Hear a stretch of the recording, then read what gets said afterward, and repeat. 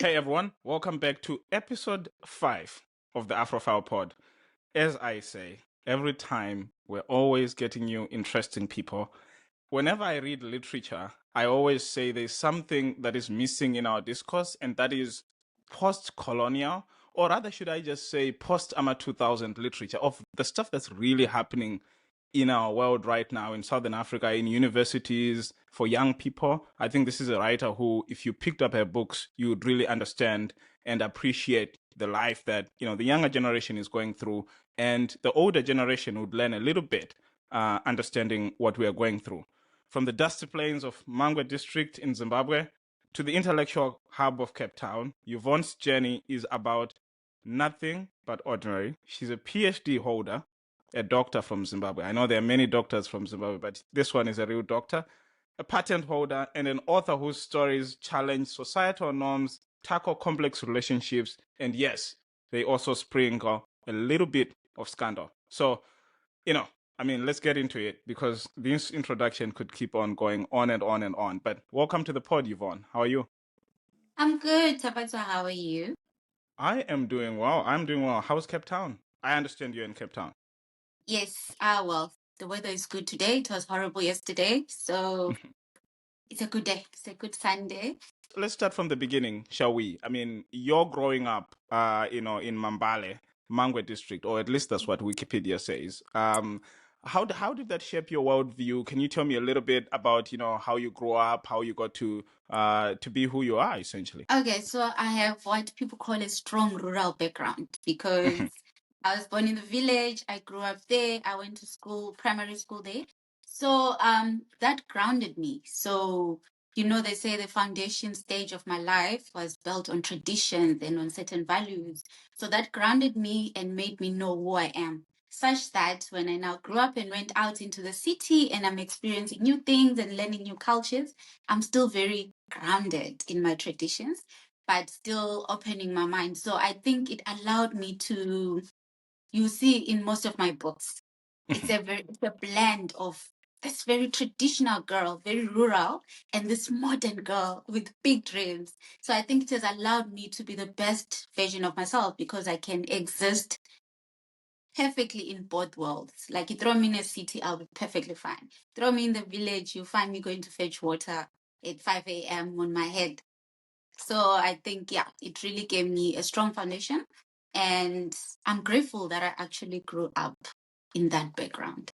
I would resonate with that. I think we form a special breed. At least those of us who grew up, in the rural areas. But tell me about I think most people for most people, the basis of writing is usually storytelling, right? From a young age. Mine was being around a fire and listening to uncles and aunts and parents and grandparents speaking. Whether it's it's summertime and everyone else is just Kugocha Magwere or something like that. And you're listening to the stories and you're absorbing the stories that you then can later on tell. What was, the beginning of your storytelling? Was it at the home? Was it in school? And when did you pick up storytelling and eventually writing growing up? I think around the age of 4, when because I'm from a large family, so I have 5 siblings. So I'm the Yeah, last born of 6. So there came a yeah, time where everyone is at school and I'm not at school. yeah. And so I also wanted to go to school. So I would always follow my brothers to school, my sisters. And obviously, I was not allowed at school because I couldn't touch my ear. I don't know how they reached that. Like, I was shocked. Even going to grade 1 was a mission because I couldn't touch my ear. My mom had to literally beg them to just let her be here. And my mom was a teacher, which means there were always books at home. And she always encouraged, no one else at home writes, it's just me. She always encouraged the love for books. So much that I realized when I got to like grade 7, Form 1, I realized I don't have to do chores at home. If I pretend to be reading, my mother would rather do everything than stop someone from reading. So if you're studying, she would rather do everything herself than stop you from studying. That's how much she took, how seriously she took education. So I used that as a trick and did very little chores and did a lot of reading. And like you said, village setup. We grow up going to our grandparents' home. My grandfather had 24 kids. So you can imagine how many cousins I have. So when we sit around the fire and my grandmothers are telling folk tales. So it was always like storytelling was a big part of our entertainment. Actually, we look forward to those evenings, even if it's not at my grandparents' bed at home. We're already six of us. And you know, the African culture where you stay with cousins and my nini, and so we're a lot of kids in one go. We could be 10 around a fire just at home, and my mother would tell us folktales that her mother used to tell her. So we also feel like, okay, then we'll take turns telling stories. So I would make up my own stories and we'll all just laugh about it because I was very creative and just make up things. And I think when I first went to the city, when I went to Bulawayo, I hated it, but I had so much to say now. Like, I feel like that's when I really started writing because I was in Bulawayo for a few days, but I was writing. Every book of mine was suddenly based in the city. So yeah, and my mom used to encourage it. So the transition, to sort of like have your first, city experience for you. When was that? Was that, in secondary school? Was it early on, or was it later in university when you actually left and for the city? Okay, so when I was in grade 5, my mom sent me to boarding school at All right. Sacred Heart because all my Mhm. siblings were now in high school. So she could now finally manage to put some money together. Then she Mhm. sent me to Sacred Heart. So yeah, the first time was horrible. I was quiet. I didn't speak because I didn't know English. You were only allowed to speak English. I didn't know English. So I was a quiet child. And they're like, this child is so quiet. They just didn't know. I don't know what to say. It's not like I'm quiet. So then I started because I was feeling, you feel left out, you feel like you don't fit in. So I started Yeah. writing a lot of my thoughts. So I'll journal a lot of my feelings, write a lot of letters home. And it was a very small school, so they could nurture each person individually. So my Yeah. teacher realized, okay, she likes writing. Then they started helping me with books, and I had to take a bit of few lessons to learn to catch up with Hmm. because imagine you're plucked from a village and thrown into a boarding school with no Yeah. family. Yeah. Like I was on my own. So even if other people try, and kids are mean, like kids are not nice people. They will That bully that that you. that is that is true. People usually say kids are cute until they aren't. Yeah.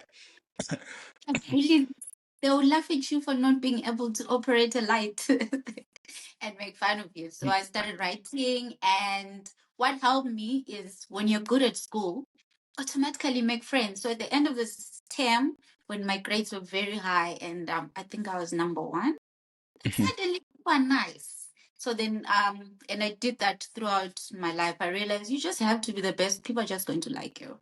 So you don't have to struggle making friends. and and So and and and and being the best you did become. I mean, I understand from completing high school, then you headed to NAST before you left the country. Was that how was that experience?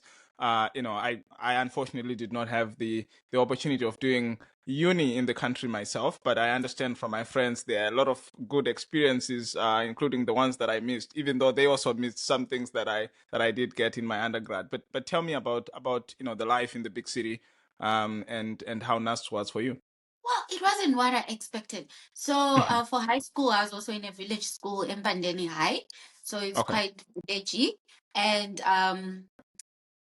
our teacher in A level used to tell us that no, you just have to suffer now. When you get to university, it's going to be easy. Yeah. They lied. NAST was not easy at all. And so I had the Econet scholarship. Hmm. So when I finished Form 4, The I Joshua got Nkomo. the Joshua Mngabongomo Oh, okay. Hmm. scholarship. So he paid for my A levels, lower six and upper six, and on to Shout university. out to Strive for that. Yes. Yes, no, they really, yeah, you get data and money. Like that was very good. They set us up. They'll be paying for our accommodation, everything. So when I went to NAST, I started watching movies, I think around lower upper six. So I Hmm. had the idea of an American college. I thought Okay. this is when I'm going to start living. Like this is going to be life. I'm expecting, like, I don't know what I was expecting. Like sports, cheerleaders and all that. got to NAST, it was like another high school. You are studying Sunday to Sunday. There are tests. It's not fun. It's not fun. I did not enjoy it. So I was studying applied biology and biochemistry. I did not enjoy it. Like, yeah, yeah. It was not, I thought, college. So let's talk about another society then, which is a little less traditional. You then left Zim, and you went to a little bit south, to Cape Town. How was that? For the transition there. How was you doing your masters, your PhD, which eventually forms part of the writing of your books, about students on campus and what they're going through, and everything. But how was that transition to South Africa? So it was another huge jump. I feel like in my life, I'm always just thrown into the deep end. Because I went from Mambale to Sacred Heart. That was like, where am I? Like, I'm in a different world. Then I went to NAST, and now I'm living in Bulawayo, and life is like, what is happening? Like, things are so different from what I'm used to. Then Cape Town was a whole different world. Now, suddenly, there's so many races, so many religions, so many culture shocks. Like, the people here don't really do things the way we do. They're more free spirited, more open minded. Girls drink, and it's fine. Like, it's okay. Remember But it in takes Zim, some time to get used to. yeah, when I was growing up, even the thought, like, where am I gonna buy a drink? And drinks then to me meant beer. There was no way I'm walking into a beer hall and looking for it. Like, it's never even anything that crossed my mind. So here you see people on a Friday in the beach, everyone is drinking, and then I'm thinking, where am I? Like, what is this place? So I found all of that fascinating. So I think I'm an observer. I end up just sitting back and observing people's lives. Then I'll be sitting, listening to people having boy problems, men problems, and I'll just be there thinking, this is interesting. This will make, because reality makes for good writing. Like, it's Right, better than right, right. fiction sometimes. Then it sounds real when you read it because it's really happening. And I remember my first time in a club, I was like, where am I? What is this? What's happening? Where are your parents? Where are people's parents? So yeah, but I would go to those places because I want to write about that, and I'm Mhm, very curious. So yeah, so it was a very huge culture shock, but I think I mhm, adjust very well to new environments. Like, I easily ease in. So yeah, but it makes for better writing for me because I feel like I've lived in 4 different lives mhm. in my And life. there could still be more to come. I mean, before Yes. I jump to the next section on this, I actually left a side note, which is that one of the entries online about your profile says you were actually late when you arrived to register for university in South Africa. What happened there? Was it a transport issue, or was it just you didn't notch the deadline to show up to register for uni? What happened? Okay, so what happened was the South African calendar starts, the university one is January to December. In Mhm. Zim, I don't know if it's still the same. We used to start in August at NAST. Right, right. Yes. So I was already at NAST, and then I had Mhm, applied for the presidential scholarship. mhm. I got it, and so we did those many trips to Harare. Then you have to wait for them to process it, make up Process. their Yeah. mind. They were doing everything for us. January ended, university has started, we still don't have feedback. Mhm. And then I think we only left Harare in February. In a Zuko bus. We're in Zuko. Guys, it takes Is, we're is, in is, is, Zuko. is Zimbabwe United Passengers Company, for those who will not understand. But yes.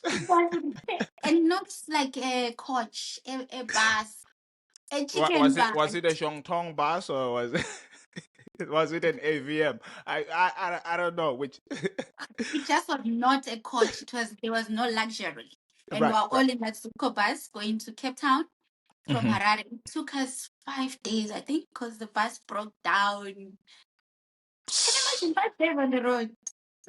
Yeah, it's You're sleeping there, you're living there, you just yeah. So it took 5 days. By the time we got to Cape Town, we went to another campus, which is not where I was based.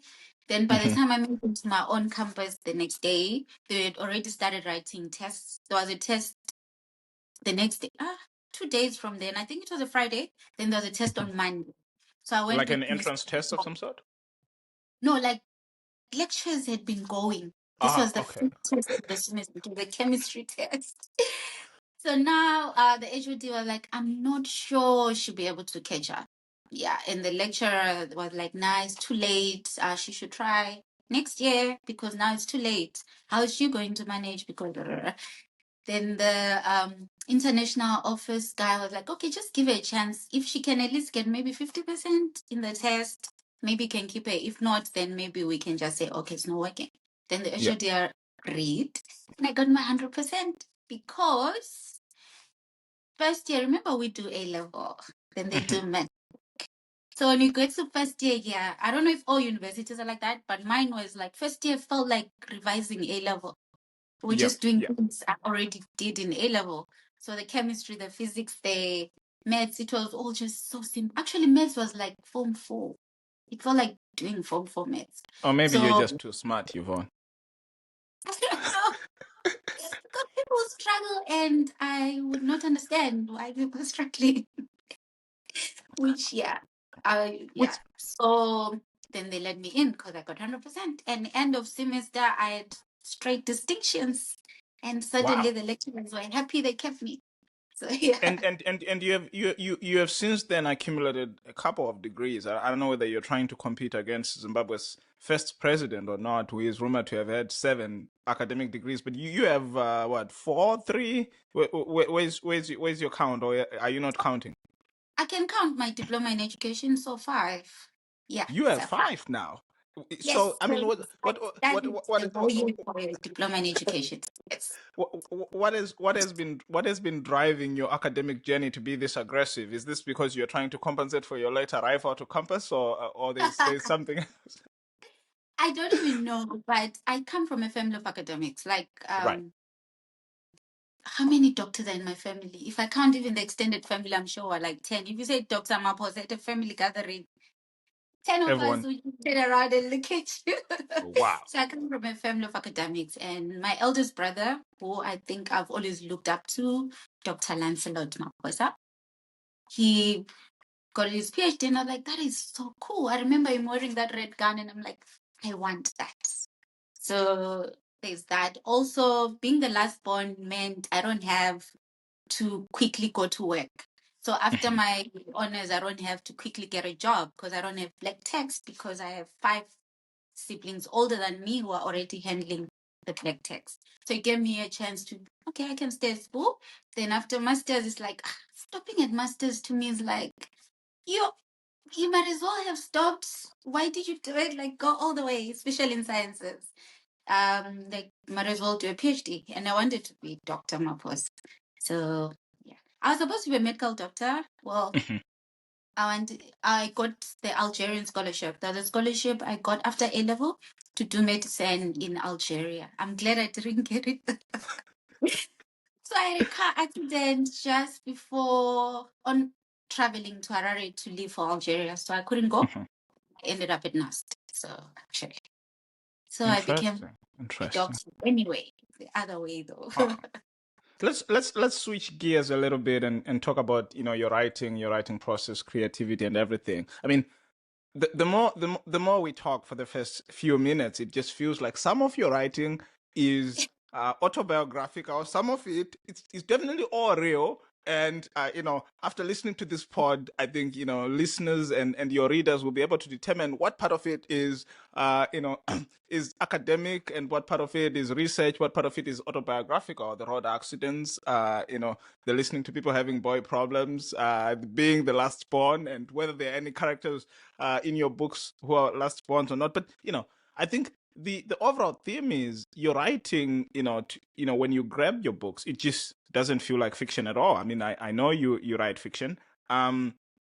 But I also understand you're a sucker for very well developed characters. How much of your writing is actually do you do research and sit down, or is the research just sitting down and recalling the stories you have had without having to think how you could put curveballs? I mean, obviously you arrange them in a way that improves the flow, but how much of it is recalling, and how much of it is actually you inventing stuff that has never happened but that will either give someone's son some pressure or we'll make some girls fantasy.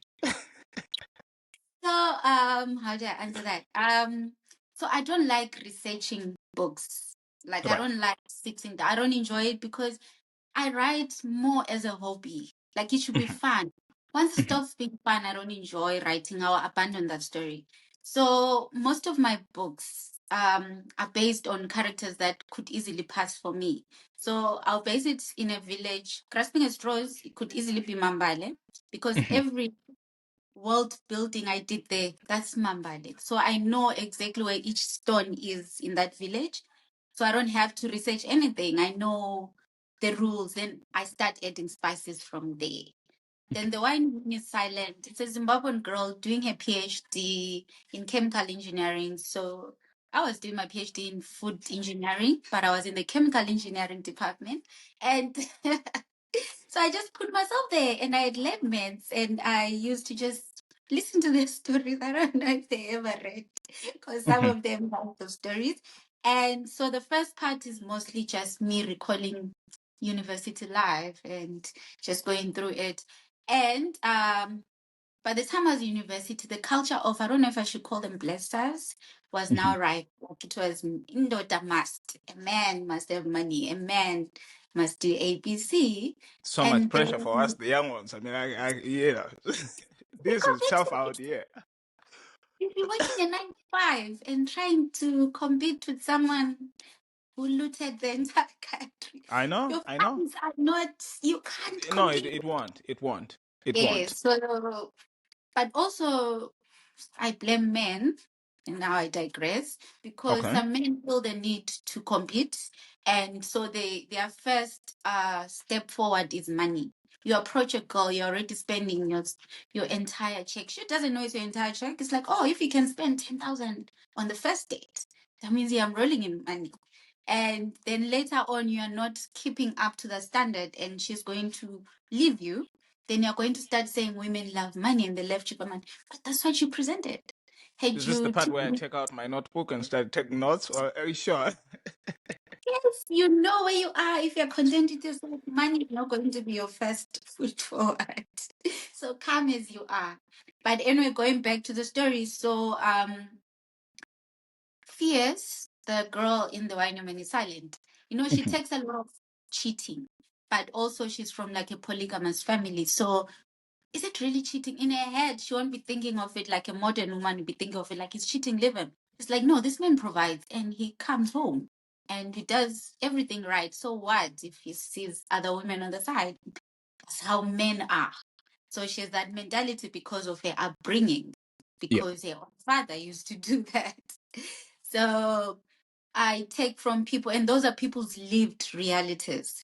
So I blend my own and then other people's lived realities. But the world is always going to be something I know. They'll travel to Italy, they'll go to Venice because that's where I'll have gone for a conference in Venice myself.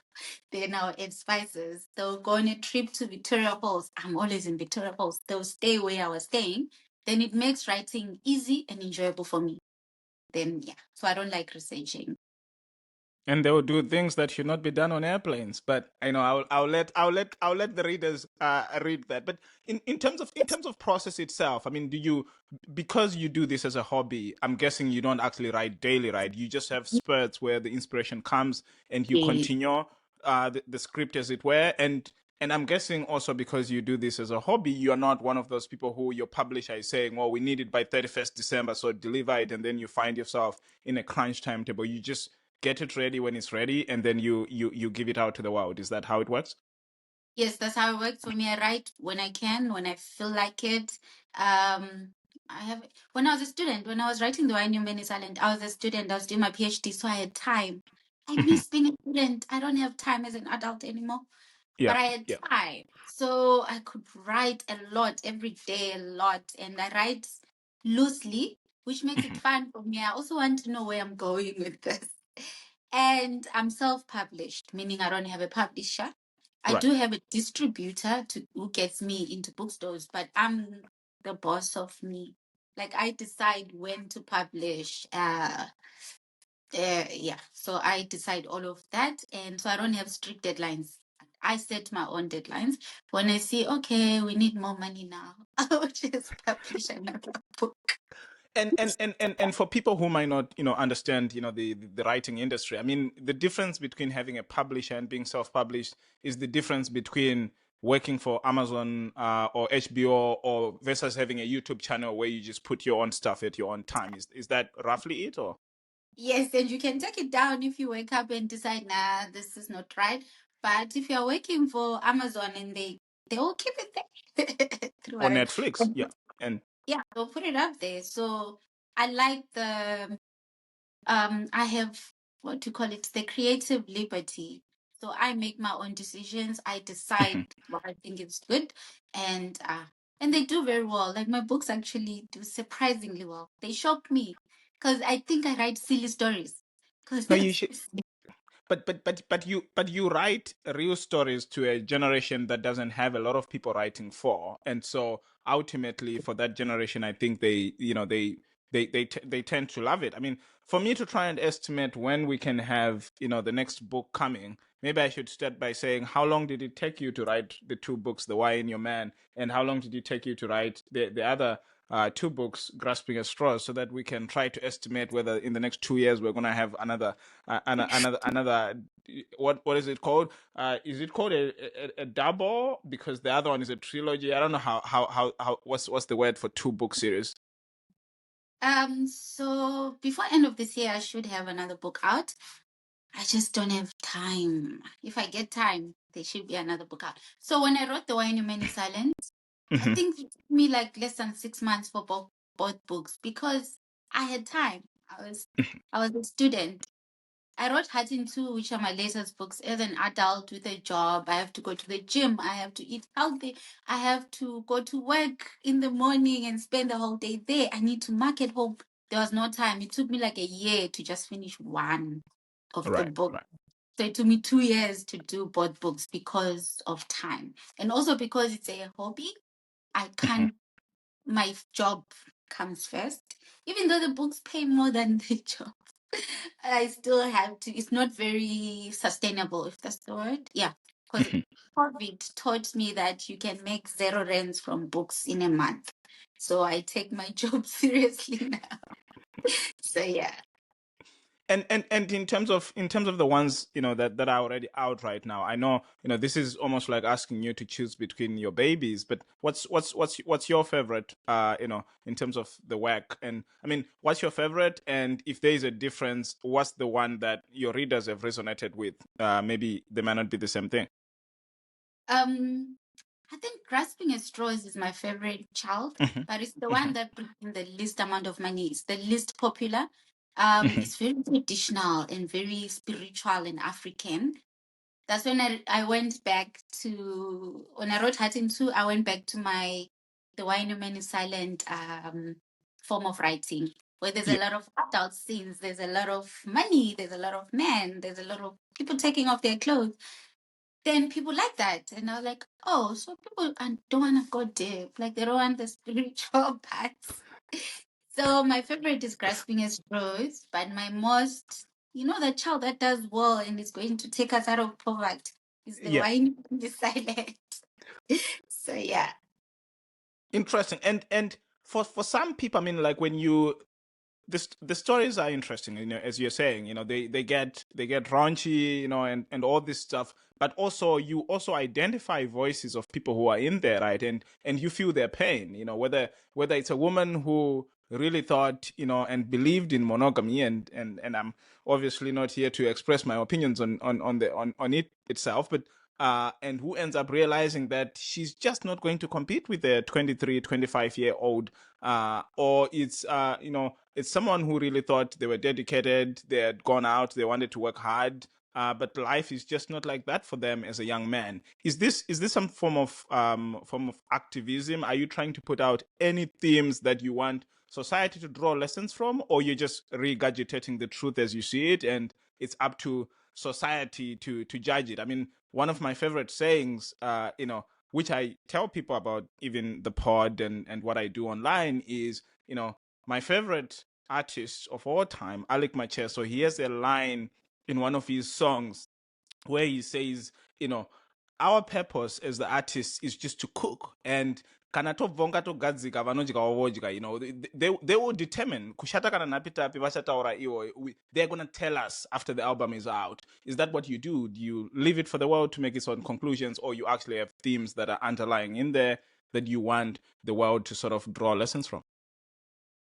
So I usually just write, like only at the end after reading the book do I see, oh, okay, I gave too many people like a voice, like different people, like what you're saying, a young man trying to make it, and life is not easy. You're competing with fingers for the same girl, and the Yeah. girl would think, okay, I've done everything right. I'm well behaved, I'm traditional, but life is happening for the girls. You then think, the ones labeled, the ones told, don't marry this time. Life is happening for them, but you are here doing everything right. And life is not working out for you because there's always that kind of person. Then I also give voice to the church people. Like, okay, you go to church, you pray and pray and pray. Then someone who's never been inside church, life is going so well for them. Yep. And you, Yeah. you're And fasting every year, life is not moving. And so I just give different people a voice, usually without meaning to. I never plan the ending of my book. I have a rough idea the direction is taking, but it usually just, by the time I'm done, I'm like, okay, I didn't see this coming. So then I just take it there. which is fascinating. I mean, I think one other, theme that I always ask writers is when it comes to, their work is, the conversion to audio. I think, very much, I think, like what you see now is, in most of our big cities in the world, you go in, everyone else just has some sort of, pods in them. They are listening to something. People can be listening to music, people can be listening to podcasts, but also increasingly people are listening to audiobooks. And, I think your stories just make for good listening. And maybe my question in line to that is, do you ever plan to release any audiobooks of your work? And if you're going to do so, are you likely to be the one to read it, or are you just someone who says, actually, I don't like my voice, I think we can get a voice actor or a couple of voice actors who will come in and they'll read the work and the people can enjoy it in audio?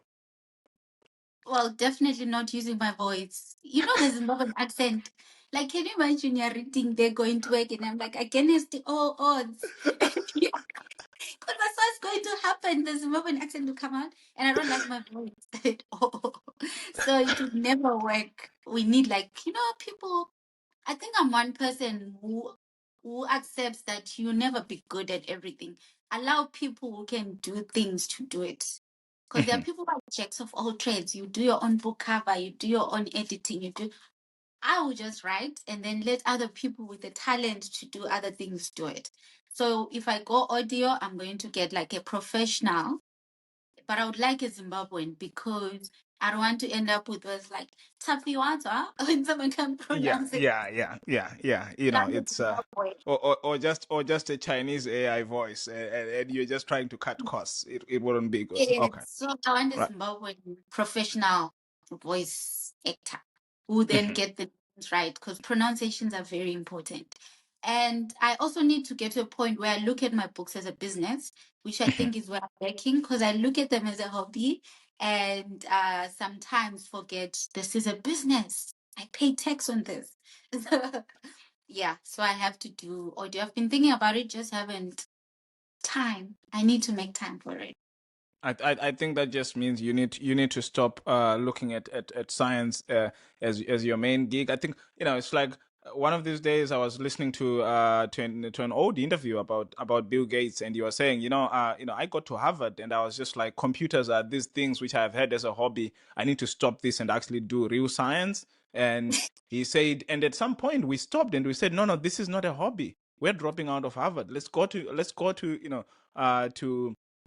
to Albuquerque. Let's no, not Albuquerque. Let's go to Seattle, to Washington, and we started and they started Microsoft, right? And for him, he was just like, well, fiddling with software is a hobby that I had, but I think to you, I know this. I think there are many people who consider themselves serious writers with just one short story. You know those people who wear macaque when they have a goat, and then they are ranchers with The 2,000 cattle, farmer, they'll be and giving and us and yet they are advice. still just wearing their normal clothes. I think that's where I place you.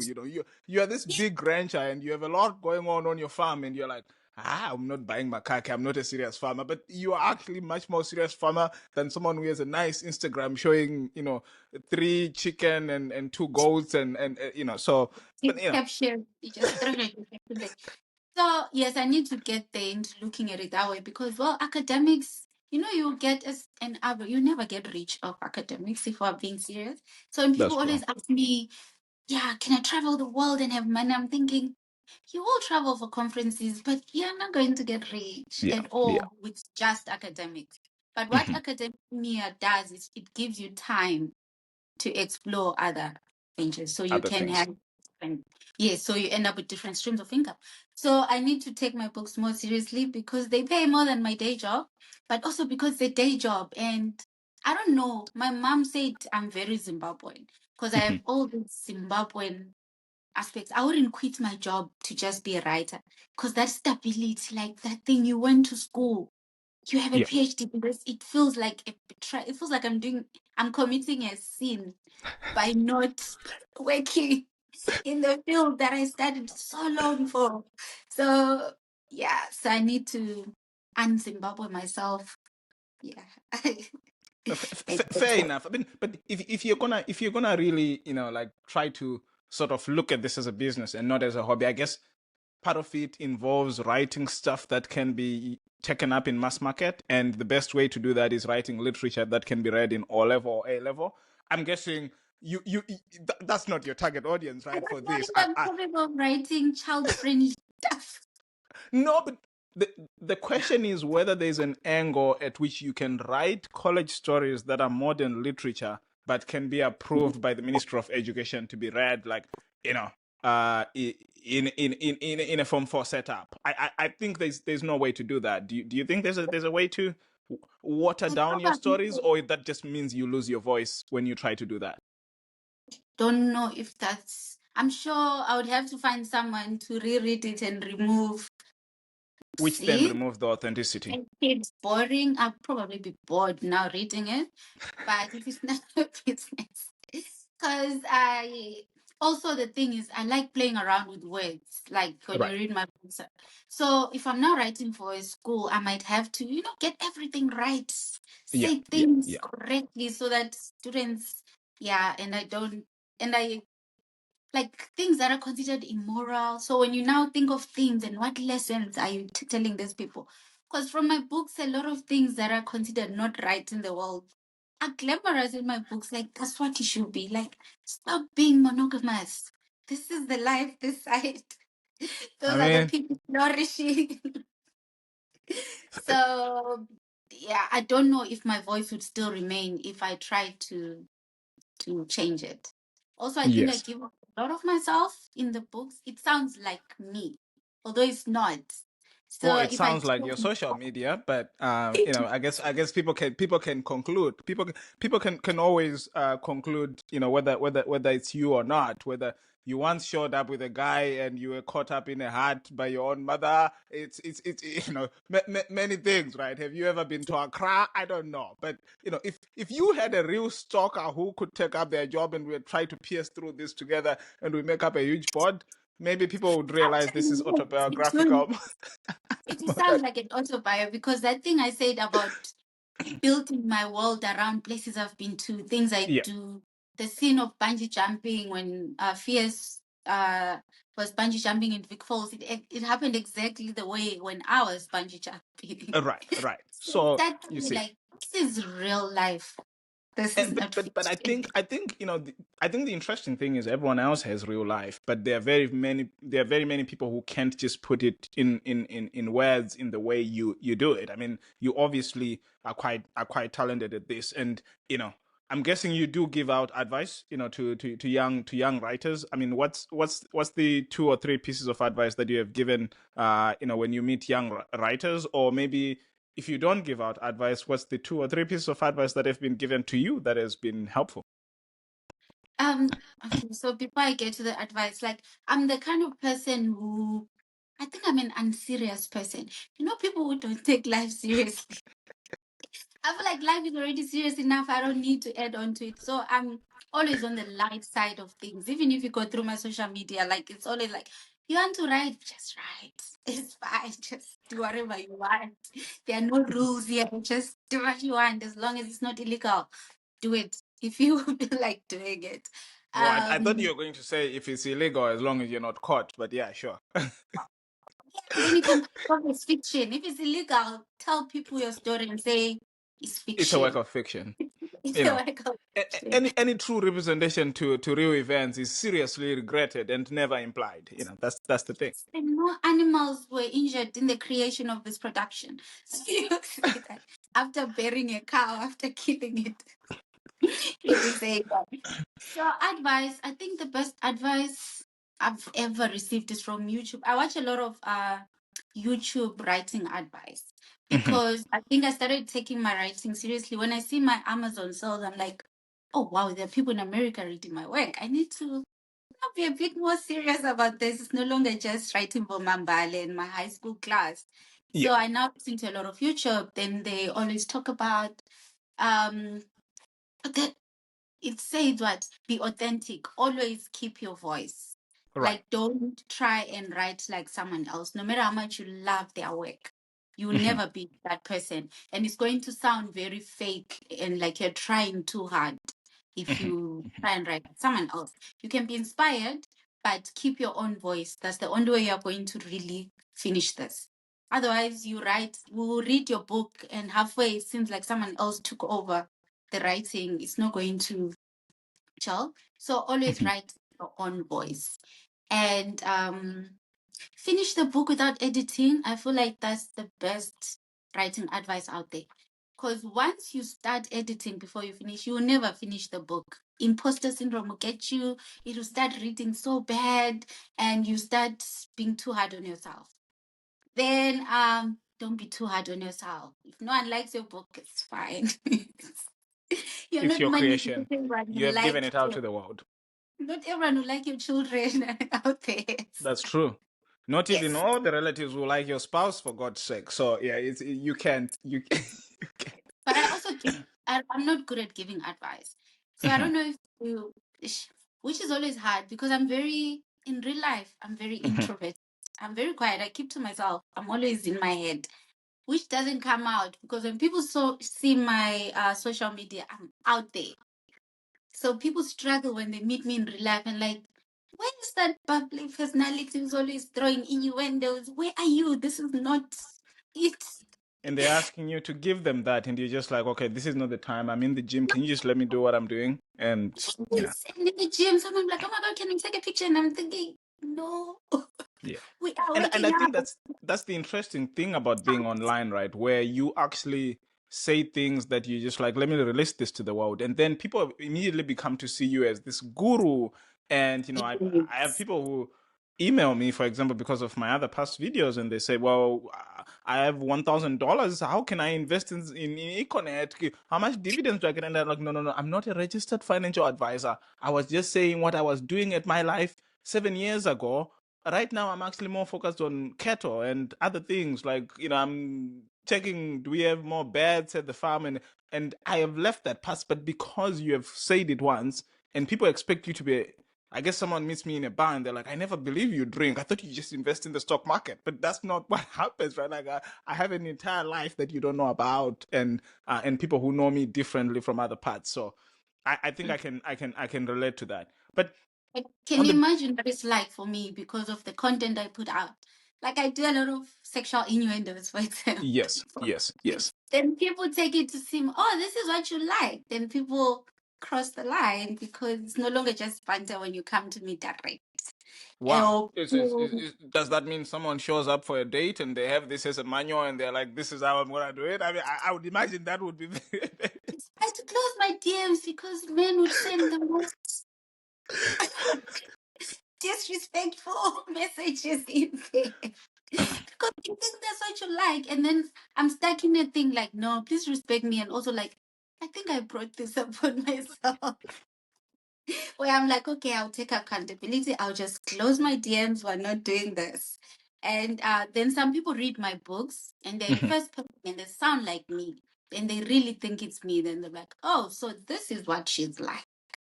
Then they approach me with that mentality. And that's not always Which is not welcome. good. Yeah. I think people just need to realize, this is art. We deliver it in some form. We try to obviously to make it real, but ultimately it is art, and as artists should never be held for what they create, because everyone else has those thoughts in their heads. It's just that artists are good at putting them on paper and preserving them for future generations, but it doesn't actually mean this is what they are as a people. It's like one of those things. I think one of my one of my favorite comedy specials. Why do I keep talking about myself on my pod? I think people are gonna start piercing through my life now. But Please do. um We need to hear that. We need to Sticks learn. and Stones, which is on Netflix, it's a special by Dave Chappelle. I mean, I know Chappelle is just one of those really really good comedians. But he starts off in Sticks and Stones. He starts off by saying, Anthony Bourdain was the greatest, whatever. And he said, this person, I mean, I'm not going to use the exact word because my YouTube channel is clean. He said his job was to travel the world and eat great meals with, amazing people. And yet, for some reason, he hung himself in a luxury suite in France. Like, this was a guy he said his entire show was just to showcase food and culture from the rest of the world. And he seemed to be enjoying it so much on screen. But yet people woke up and he had hung himself in a luxury suite. And you're like, well, if I had that life, I would never, why would I come? But he says that's the thing, right, about art. It's Yeah. it's art. People deliver it to the world. It might have no representation altogether to what they're going through. And they could be going through some really tough times, but they still, before they show up on stage, they put on that smile. They smile, they're bubbly, they're giving you marital advice, and they go back and they slap their husband and they say, hold my hand right now and let's stay a perfect couple, because this is what the image is built on. So it's fascinating, I guess, when people fail to distinguish between an artist and what a reality could look like. And people are depressed. I think being Zimbabwean gives us that perspective. Life is hard, but people Yeah. still have to get by. People still need to laugh and smile and make jokes. But we know life is hard. So we know behind closed doors, a lot of people are stressed out because things are just, isn't just tangani, things are just not coming together. And so I think as a Zimbabwean, hey, but we're also like, siyashingirira. No one is as resilient as a Zimbabwean. We'll get by. we, Let's we, get we, by. we are very strong people. We are very strong people. We have proved that, in the past couple of years. And I think, the future can only get brighter from here. Or does it go down? I don't know. But, either way, Don't know. I know we'll survive. But we But, already grew up like that. Like I was in boarding school 2008. I was still in high school. Mhm. Life was hard. I think we had one proper meal a day and then like something that looked like bread or porridge. Like, so by the time, imagine you are learning that in high school, it felt like we're living in a war zone. Yeah, So by the yeah. time you're as an adult, you already have accepted that this is it. Life is hard. So you Yeah, just have to things were tough. get I by. mean, I think in Yeah. 2008 in boarding school, we're eating rice and peas donated by the Catholic Church. I mean, things have get like Yeah, we were also meat was no longer meat was no longer a right then. It was like a luxury. Oh, we're having meat today. Huh? This is You'd fine. eat samp. You would eat samp like a spoon of samp with nothing. Yeah. It's just boiled. You're looking at it like, wow, life is hard. And yeah, 2008 made us resilient. But to me, the positive I took, I think it made me content with life because Mhm. very simple things make me content. Like I'm content with an average life. I don't know if that's even a good or a bad thing. Like content with average things, an average car, an average house, as long as I'm comfortable. To me, that's I'm one of the people who don't aspire to be wealthy. I want to be free. I want time. Mhm. I value time All and right. just in money to enjoy that time. So, so I don't know. I think it's a side effect of 2008. So we were talking, a little bit earlier about sort of the business side of this, and the taxes that need to be paid and everything else, do you have like an outside agent who you work with, or do you just, since you treat this as a hobby, still just file your taxes as personal taxes, and handle all your book sales as book sales, and just get the numbers from your promotion agent? Mm, so I have an accountant. So Okay. my accountant handles my, can I even call him my accountant? Well, he's an accounting firm and he plays the role of my accountant. So he handles the book sales, because I didn't want to then affect, because the taxman is very strict in South Africa. So I didn't want it to affect my personal stuff. So I handle it as a business. So I have an accountant who does all that. So he handles that. And then so even my book distributors. So I work with a distributor because I'm the publisher. Then there's a distributor who is the middleman, and then we have bookstores. So the bookstores then pay the distributor pays me. But they pay me through the account that the accountant handles, not my personal account. So then my monies don't mix. Because when SARS comes, I want to be ready with my books in order. So I do treat it as a business in that regard, because I play with everything else, but I don't play with money. So I take money very seriously. So yeah. That's interesting. But for the fans who are across the world, I think I've seen you doing some book signing every now and then online, at least in South Africa. But for someone who could be sitting in another part of the world, in Russia, and they're just like in the midst of everything going on in the world, I would really wish if my books were signed by you as the author. Do you do any world tours that people can look up to? Or can people just mail you their books, or try to, or the only option is to fly to South Africa or Zimbabwe literally to meet you so that they can get the book signed? Yes, but the kind of person that I am, like, I don't like meeting people. I don't know how to explain it to people, always without offending them. I'm not an extrovert. I'm not a people's person. I do book signings sometimes because I have to. I have to just like, okay, we are doing this, pep talk myself, but it's not something I enjoy. I'm very introverted. I like Introverted. with my head. I like talking on Twitter because keyboard warrior. You can't see me. I'm a warrior. I'm a keyboard warrior. Which Um, is fair enough, but I'm guessing you also get some very extroverted fans who try to it's like see you in the street, start running towards you and try to give you a hug or ask for a selfie. What's the craziest I'll fun take a experience you've picture. had? Uh, just this time when I was in Zim, I think I was at Pick and Pay with a friend, and then this lady is working, I think, with a partner or but with another guy. Then I can hear her. She's busy asking, "Do you think he's here?" Then I'm thinking in my head. So I'm standing. I remember standing by the wine section, and I didn't want wine because I'm thinking, please let her think it's not me. And then my friend was like, "Yvonne," I'm like, "Oh." That's it. That's it. Exposed. And I turn around and smile and just be normal. It's like a normal person. So it's very hard for me. And I think maybe people think I'm not friendly because maybe I come out not giving the same energy that I give online. Because if we chat with someone online, I think I'm very friendly.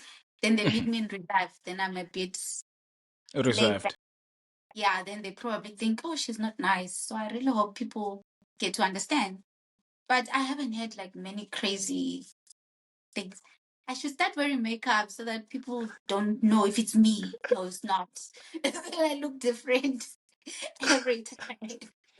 I mean, in terms of actually how I've always thought your work could make people crazy is, something to the extent that I've always thought you could have a really dreadful experience where someone shows up to you, if you're a guy, with Yvonne's books and says, "Here's the manual. This is how I want to be treated.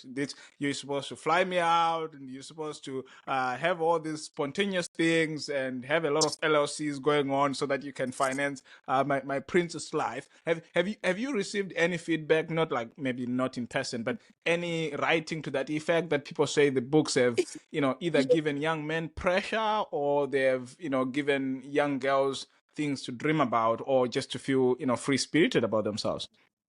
Um, so people sometimes reach out and then they'll be like, I can relate to this part, or they'll be like, I'm dating a married man. Thank you for making it okay. And I'm thinking, no, I did not make it okay.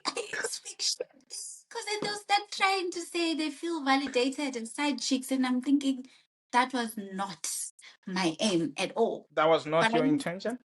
yes, it was fiction. It was not saying go on and do also, but before I close my DMs, like if I went through my DMs now, because men who read the book, I'm like, oh, so Yvonne, let's go to Dubai. Can I take you out? Let's go to Dubai for lunch. And I'm thinking, what do you take me for? Like, because they think what's in the book is what I like.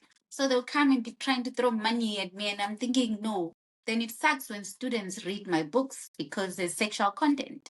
Now I'm there Yeah. in front of class and they're thinking, she Oh, you mean is your students when you're teaching? my students when I'm lecturing, because I lecture at university, Yeah, yeah. and they have access to my social media and my books. So they'll read my books, they're in first person, they think, oh, she was writing a diary. So then there's that thing, ma'am, I read your book. Even that line alone is enough to make me uncomfortable Right. because I know what they're Because you're saying. sitting there in a class and you're marking books and there's a table and anything could happen on tables in class in your books. So yeah, I mean, I could see how that could be very disturbing for young men who are trying to And find now I'm themselves and thinking, have a lot yeah, of so access to all kinds of, extra fantasies floating on the internet. So yes, and they I think you're open to it because right, from your right. writing, this is what you like. So that's the side effect of my books when it starts affecting my professional life. Mhm. But But I would like to believe you have been handling it well so far, and which yes, actually allows me to take a curveball now to just talk about life and career and balancing it all and everything. I mean, how do you juggle all these things? You just mentioned now you do lecturing, you do research, you obviously write as a hobby, you travel a lot, and you find time to sit down on my pod, so which is something I'm quite grateful for. But what you must cut out on something. What is it? You don't sleep, or is you do you have a magic time management formula that we should all learn? I feel like time is there. Like there's time in the world, and we need to compartmentalize. Right. So because I watch for now this weekend, I'm doing a lot of the Rings movies marathon. Each movie is like 3 hours, and I have time to go through all of that and still write and submit the chapter that's due tomorrow, and still do a lab report. So I think I've also found a way to no, okay, at work I'm only going to do this. When I Right. get home, I'm going to mark for 2 hours, maybe maximum. I'm doing student stuff. After that, it's my time. Or I don't sleep enough. I sleep 5, 6 hours. Then I know I go to the gym. While I'm at the gym, I'm listening to maybe an audiobook or a podcast or something that is also me time because I go to the gym every day. Well, except on Sundays because I have to go to Okay. church. So, but time is there. I don't know. I don't know if I do a lot. When I'm traveling, I'll be writing. Like, let's say I'm on a flight to Europe, 11 hours to Amsterdam. I'll have written good 3 chapters on that flight and still traveled. And when I'm there, I'll still be writing. And so I don't know how I balance it, but it all works out. And I've never missed a deadline. Like, I don't miss deadlines. I'll always meet all my deadlines. So I don't know. But I think it's Zimbabwe. Remember O level we did, you'll be doing 10 subjects and still Yeah. get I A's. I don't I So I don't like think, talking about how many I did. I did too many, but yeah. oh, don't tell me I'm one of those 15 subjects. I actually did 18, but that's besides the point. I might edit this That part is out the of the point. pod. Why? I'm always curious why. I wanted Why? to get the same scholarship that you did, the Joshua Nkomo scholarship. But if you were in Manicaland, it was just a game of doing. Man, I got so Oh, I the I game did of I did that, and I got 14 A's, and 2 B's, and 2 distinctions because the other 2 subjects were hexacore. But even with the 14 A's, I couldn't get Joshua Nkomo out of Manicaland. That's how tough it was in my year. Well, I mean, Manyanga. Oh, yeah, yeah, yeah. No, yeah, it no, was but the other massively hard. point is actually I ended up getting 14 A's, but my other two subjects were initially missing. So when I went to apply for the scholarship, I had 12 A's, 2 B's, and 2 distinctions. And then when the other 2 A's came, I tried to run to Westgate, to Higher Life Foundation, saying I have more stuff to supplement, and they were like, "No, we're not taking any supplements. We're very sorry that Zimsec did not release all your results at once." And that's where I was left with an egg on my face. But it's Manicaland is a tough Lot. province to grow up in Yeah. academically. So And that's the point. yes. Because most of those good schools, and they were not taking many. I don't know about now, but back then they were just taking very few people. Because I think in Mad South it was just me. I don't know. Yeah, so they were taking very few people, so it was very competitive. Yes, And but if you managed 18 subjects, you can read 18 subjects. I feel like you can handle anything in life because you can handle 20 hobbies because you've proven you can do it. that's So I true. That's think true. I think that It probably comes down to the technology that is wasting a lot of our time and the scrolling and all these things. Probably that's what it comes down yes. to. And you find a way to make things that can gel. For example, when we're doing physical science in high school, you already have biology aspect. You don't have to study integrated science. You still just write it. So Yes. you find even in the real world, that's why my novels are more based on things I do on a day-to-day basis, because then it Yes. cuts down on research I would otherwise have to do. So I just Yes. cut in there. And yeah, and traveling, I find a way sometimes travel for work and mix it with my personal thing. So I could be going for a conference in Joburg and then slot in a book signing the day after. Then just find a Right. way to put things Mix up together. everything. which Yeah. is which is which is interesting. I mean, so writing, traveling, hiking, any other hobbies that we might have missed that people could be could get a fuller picture of the person behind this amazing work of art. Besides writing, reading, hiking, or hike a lot, is gym a hobby? I'm at the gym a lot lately. I got a personal trainer, so now I'm at Yeah, the gym. is that because of your personal trainer or because you actually want to be in the gym a lot? Because I'm imagining you paid some money for that and you're like, I'm not gonna Yes, waste I my money, so cannot I need. for the personal trainer. And so I go because I think, and you make sure when someone is waiting for you. That's the reason I got a personal trainer. Like, even 4 p.m. we're doing this. Even if I'm feeling lazy, I'll end up going to the gym because there's a human being there waiting for me. And you So have to and I you have to paid show a up. lot. I need to get my money's worth in a month because it's expensive. And also, I And live I'm guessing the gym is also what helps you avoid any sort of burnout, right? Because you then just have the yes, intensity clear there my and yeah, because I clear my head in the gym an hour, just clear my head, disconnect, and come home and yeah, work and which think is of which, money. which is great. I mean, and in terms of your traveling, what are the travel hacks there? I mean, now I've just realized you're not one of those people who get into an airplane and start admiring everything. You probably get in there sometimes, depending on whether you're motivated or not, and get down to business. But what's the travel hack that you have to be able to manage your traveling schedule and whether you're on the road or you're flying around the world? Okay, I prefer the flying around because then I'm not the one doing the driving, so I have time. Also, it's hard. Can you imagine driving Bulawayo to Big Falls and you want to ride? There's no Yeah, way yeah. you're going to do it You on that can't do that. road. Yeah. Yeah. So I have I don't know if it's a hack, but I told myself my 9 to 5 job is for my bills, is to make sure I have shelter, I have transport, I have water and electricity. Then my hobbies must make me enough money to enjoy all my other hobbies. So my books Right. then make me money to travel and hike mountains, get there, and all of the things. So that's how I partitioned my life. And at work, if they want someone to travel, they know like it's just me, just put me in. Because other people have pets or babies or husbands or families, and I'm just here out away from my family. So I have time. I'll go. That also helps. Yeah, I don't know if that answers it. And I'm spontaneous. I can wake up tomorrow and just go and just which is decide. which is a great quality. I mean, which I mean, it's a great quality, but I can imagine it's also slightly expensive for the average people. But anyway, I mean, one of the recurring themes on your social media, and I'm not gonna dig through all your social media, but the name that keeps appearing over and over again is Akon. What's the deal with Akon? And He's I'll my pair this husband. question. Yeah, he's my Akon, your husband. husband, and and and Yes. and um, everything seems to point that Akon is probably not Zimbabwean. But to the extent you're giving any any advice to the world, would you recommend Zimbabwean men as a viable export that should not be tariffed, or you think they should be exported tariffed because they are likely going to cause some damage to the world? No, I'm more of better the devil, Okay. and I want someone who will hear me when I'm shouting at them.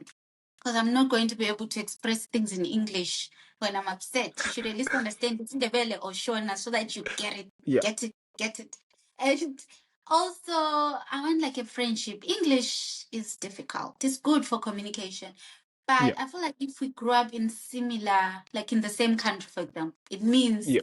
there are things you automatically understand. There Let's are say you're surfaces dealing you can with scratch. yes, let's say you're dealing with black text. I automatically get it. Let's say Hmm. we're going to family, don't even tell me where this dress, I automatically know. So then it Yeah. makes life easy. Like I'm not at school.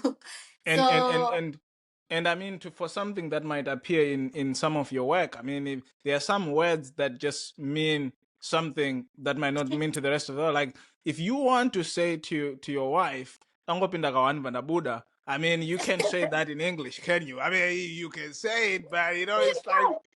if I say my cousin sister, you get it. Someone will say that's not good grammar. You're I literally supposed saw someone comment on your social media on that, and you replied, to my cousin "Zimbabweans will know brother. what I mean." As Zimbabwean who know what I mean by my cousin brother. It's important that it's the brother, not the sister. So it's things like that. So I recommend Zimbabwean men. I usually occasionally tweet I recommend Zimbabwean men. Because when all is said and done, I feel like, okay, I may be wrong, people will crucify me. But I feel like they still have that man thing, man. Like the respect that they'll still afford you as a woman. They'll Mhm. still just like, okay, or they'll treat you nice. Yes, we don't do the opening of the doors and stuff, but I feel like Zimbabwean men still respect women to a large extent. Because, Mhm. not to say there are no crimes being committed in them or stuff, but generally speaking, I feel like they treat us so much better. They'll still honor you, they'll still value things that you value, because there's still some tradition still there, and patriarchy is still high in them, which is Mhm. a it's bad, but it's also an advantage when you are in a relationship where a man is treating you like a woman, like umama wendlu, like treating you like this is All right. how I do it. I'm failing to put it into words, but I know what Mhm. I'm trying to say. So I Which recommend is fine. Zimbabwean. We can conclude by saying Zimbabweans will understand what you mean, right? Which Yes. I mean, obviously, this is the Afrophile pod. Is supposed to, at least those who love Africa are supposed to get it. But if Yeah. they need more context, they can write to us, and we can explain it to them in English after reviewing it. What we could have possibly been trying to mean here. But this is So I'm totem. Oh, I'm very big on totems. So I right. want them that I can, call by totem and say, yeah, just, honor him with this totem. I think it's nice. And yeah. So, and I feel like as Zimbabweans, especially the ones who still go to Zim, where family structures, where I meet Yes, your sister, your tete, or so I value that family setup. Yeah. So we're not which just is widely dating Jay for the sake of it. and we're staying in Amsterdam, and that's it. And there's no, And I just in you know. Amsterdam, you're calling your mom, and I'm calling her by first name. So yeah. Oh, then going back to Akon, I was in high school. I just saw this man. I was like, I didn't know I what kind of men I like because I was in high school. I think I was in Form 2. Then I'm Mhm. like, that's the type. I like a tall man who is dark skinned, darker than me. Then I knew that's my type. So that's when Interesting, I interesting. had it. It's to the extent your literature continues to be popular. Let's maybe some plastic surgeons will start getting some gigs of trying to make men a little darker for the market of your readers or other women who might resonate with wanting dark men. Who knows? But that's interesting. And I'm guessing, throughout your career, your life, you've had a little bit of, some failures every now and then. Life does happen. But what lessons have you learned from your failures that, have informed you who you are right now, and which will continue to sort of like guide you as you go ahead and give us more work and live more of your life for us to see? I think I've learned that it's okay to be average. The problem Right. is I think I'm an overachiever. I have to be good in everything I do, even if I'm doing it for fun. Because there are people, let's say, you're hiking Mount Kilimanjaro, they'll come down and feel like, nah, I'm not doing this. I'm the type I have to make it to the top. If I die, I die, but I'm not coming back down. So I've learned over the years to let go and say, okay, I'm not going to be the best in everything, because the problem with not accepting that was, if I get a negative review, it would crush Yeah. me, because what do you mean it's not good? Like, I wrote it, of course it's good. And then, so now I've learned to accept criticism, because now I'm like, okay, I'm never going to be good at everything. It's okay to be average in some things. And also to detach myself from my characters. I used to get hurt when people criticize my books, and then because some reviewers are mean, then they'll be very, Yeah. very, very mean. But now I've learned to detach it, like, and say, okay, I respect this opinion. Actually, read and see, okay, what can I do differently in my next book, and try and take a lesson from there. It still hurts though sometimes, because some people are personal. I've also learned social media is a good place and a cruel place. It You is. can It friends is. for horrible things, and you feel like everyone has just been waiting for you. So I learned you have to don't live on social media. I don't live on social media. I think I sometimes I tweet and go. This last 2 months, I don't even think I've been on Twitter for more than an hour in a day, more than 10 minutes in a day, because of time.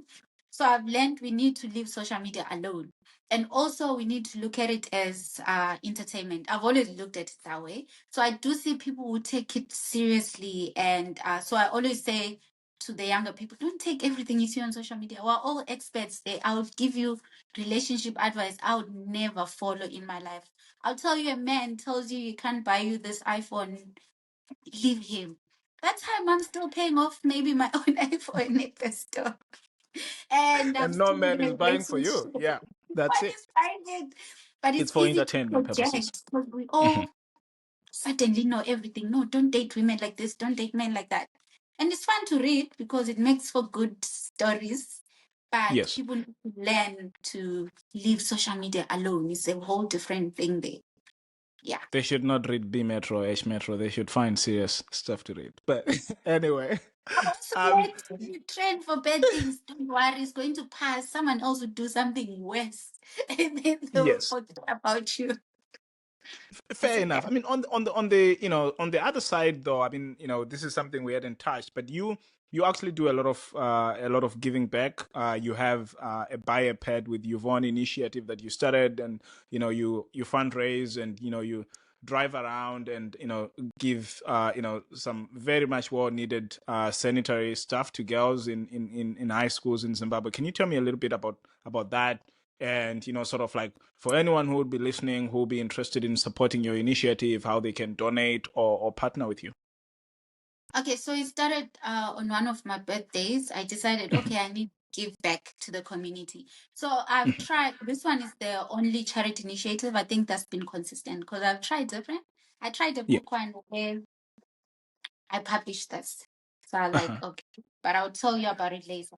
So the Mhm. bioped, small things like pads that seem like it's something that we just buy in the shop. You need it, you go and buy because it's what, 8 rands.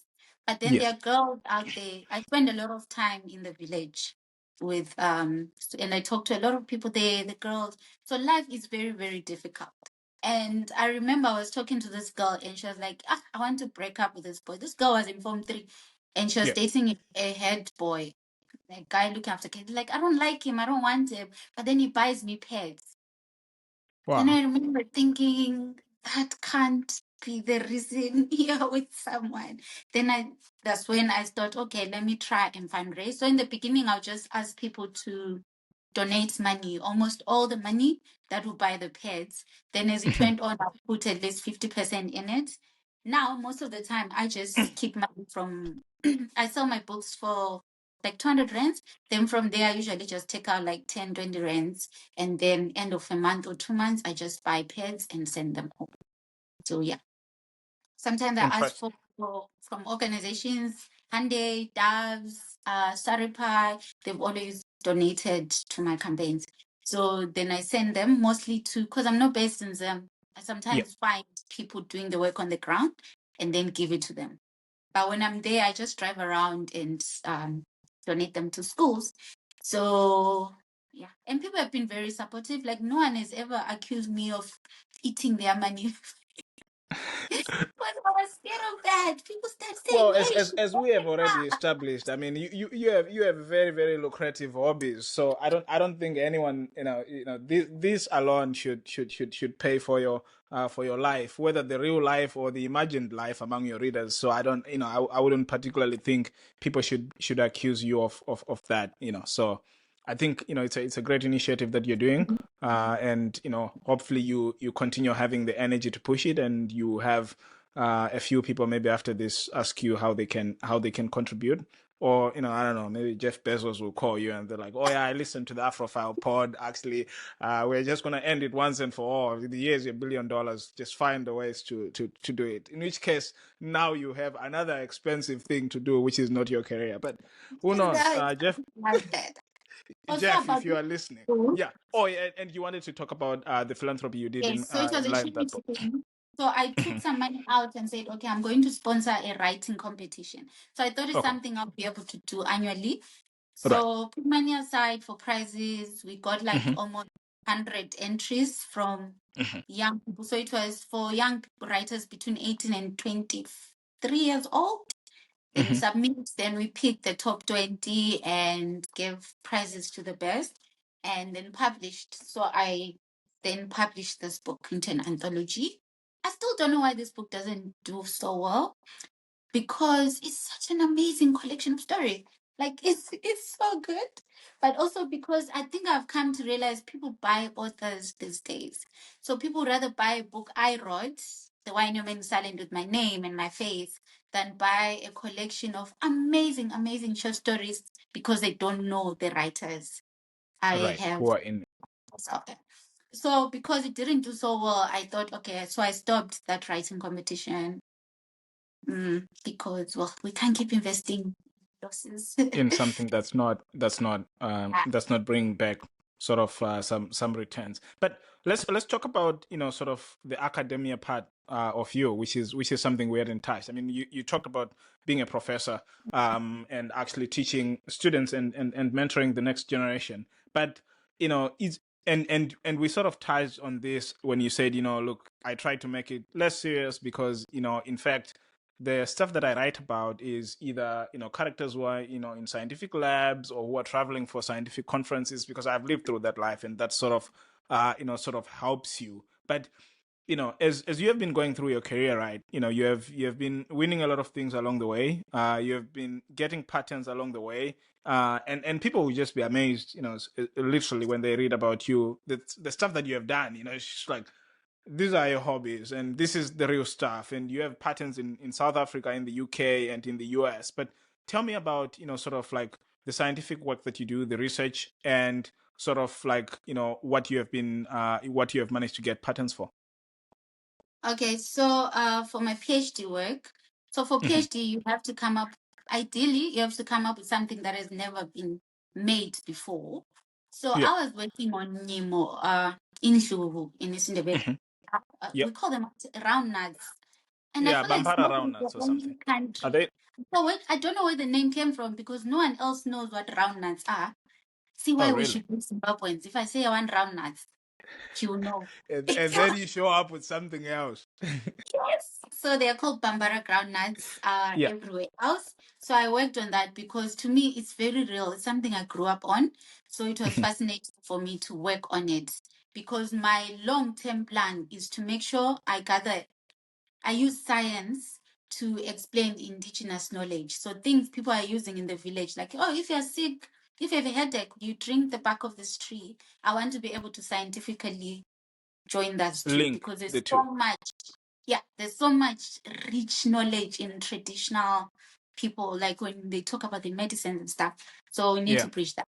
Yeah, but to go back, so for my PhD, I made a nanocomposite. So I extracted starch and dietary fiber from Bambara groundnuts, and then 2 years later, I finally managed to make what I was trying to do, and so it had never been done before. It was unique.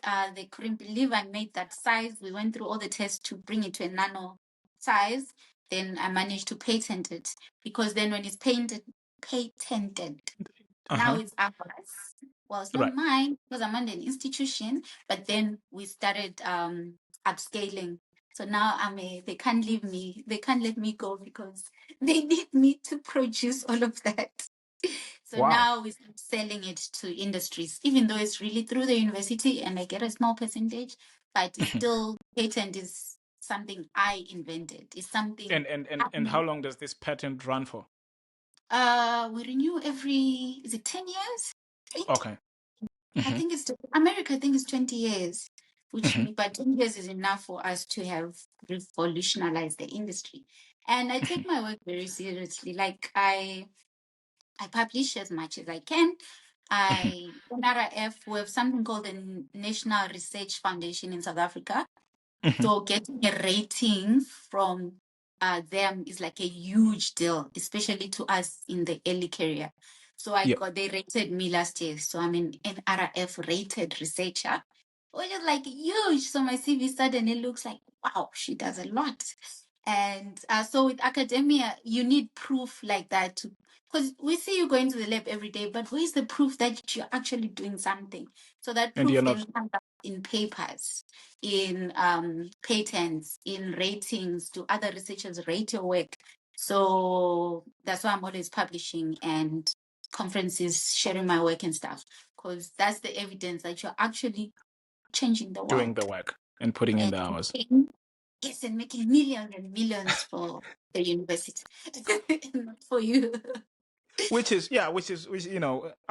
ultimately we all work for somebody. Just wrapping up on research, any tips you would give to sort of like young researchers who are just starting their masters or still in their undergrad and they're thinking, do I really want to go and work for a corporation, or do I want to just pursue academia and science and be a researcher, and they don't know where they're at. That young girl who is at NAST, or the young boy who is at Lupane State, who is trying to figure out where next to go in terms of science.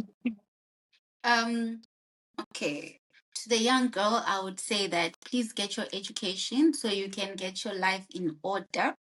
The the world is not very friendly, especially to women. If we're being fair, it's a men's world.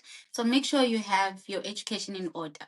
If you decide not to use it later on in life and you want to be a housewife, that's perfectly fine. At least you have it, and at Yeah. least you have that fallback plan. Don't rush out of it because you end up probably in places that look very nice from afar, but you probably don't want to be in those spaces. So get that degree. And if you want to be in academics, I would say further your studies while you still can, in the sense that I find it very difficult. So I supervise students. There are Hmm. students that after their honors, they go straight to masters. I Hmm. find they have it easier. I don't know if it's because the brain is still in That mode to learning learn or mode. something. Yeah. Yes, and when I have a student who's now working, who went to work in the industry maybe for 10 years and is coming back into the lab, I find they really have it very hard. Like 5 years later, we'll still be doing the same stuff. So I Yeah. think if you can, of course, we are all from different backgrounds, but if you can, please do it as soon as you can and go all the way to your PhD. And because education, as they say, is that one thing they can never take away from you, and you never go wrong with education. Like the opportunities will be there. I know people say a degree is a useless piece of paper. It's really not, because yes, people use college dropouts. Then they don't mention those people dropped out of Harvard. They Right. didn't Right. Right. Which is drop out of different. Mangwe Yeah. primary. Yeah. Which is And to be very frank, I mean, those people might have dropped out of Harvard, but they still had a lot of connections and venture capital that backed their ideas, and they immediately managed to commercialize. They didn't drop out of Harvard and went back home. They had something that made them drop out of Harvard to pursue. So they were still motivated in some way. Yeah. Yes, and also networking. I think young people need to learn how to network. It's very nice, even on Twitter. I live a lot of my life on Twitter. Network with people. It's very maybe tempting. I don't know why people get tempted to be known as savages or that one will insult you and everything. Maybe don't do that, especially Yes. if you're in academics. Build Mhm. meaningful relationships with people because your network is your network. People will always help. You have the degree, but someone sometimes has to open the door for you. People will drop your name in rooms you'll have never otherwise been in. So build a network and yeah, and publish or perish. So you have to publish Publish in or perish. Yeah, I've always heard of press publish, at least when it comes to YouTube and all these things. But publish or perish, I think it's a nice one. Yeah, because if you don't, I guess the point is if you don't write these we stories. don't know about you, you perish. Yes, So yes. yeah, it's like people want to write books. You've had the idea for 10 years. We still don't know about it. Only you know you want to write. So publish it. It's the only way we are going to know about your book. And if And you can't really put names, I guess you just write it as a work of fiction. yes, you write it as a work of fiction or use a pen name if it's really that bad where you don't want to be associated with it. The downside of that is that now people like interacting. Now we know authors. I grew up thinking Enid Blyton was a man. There was this bedtime stories Hmm. that were written by someone. I don't even know if I'm pronouncing their name right. Enid Blyton. Hmm. Because back then they've never had the name being said out loud. So you Right, read right. what you think is written. And there was no, we grew up J.K. Rowling, and there's no connection with them. Like you see them as Yeah. this far-fetched people. But now the internet has made it so that everyone is connected, and now people buy authors. So it's hard to separate yourself from your work in the sense that you can't be a horrible, horrible person and think it won't affect your work. So you have to strike a balance. That's where authenticity plays a part. Because if you're yourself, then most like unless you're just a horrible person, which I don't know. But if you're yourself, it's not very difficult because it's you. You're just being yourself. And people sometimes buy others. I have a lot of people buy my books, because I'm the one selling them. They'll tell you I don't read fiction, but I'm going to buy. Send me all of your books. I want to support you. And yeah, Wow.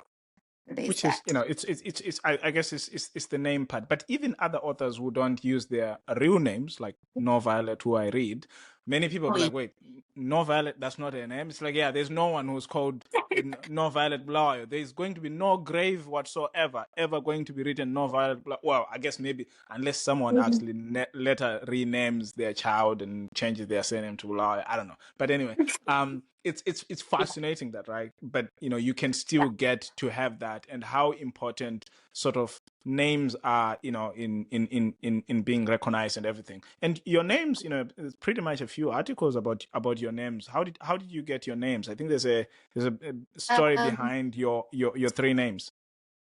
Yvonne, the doctor who delivered me was called Dr. Yvonne.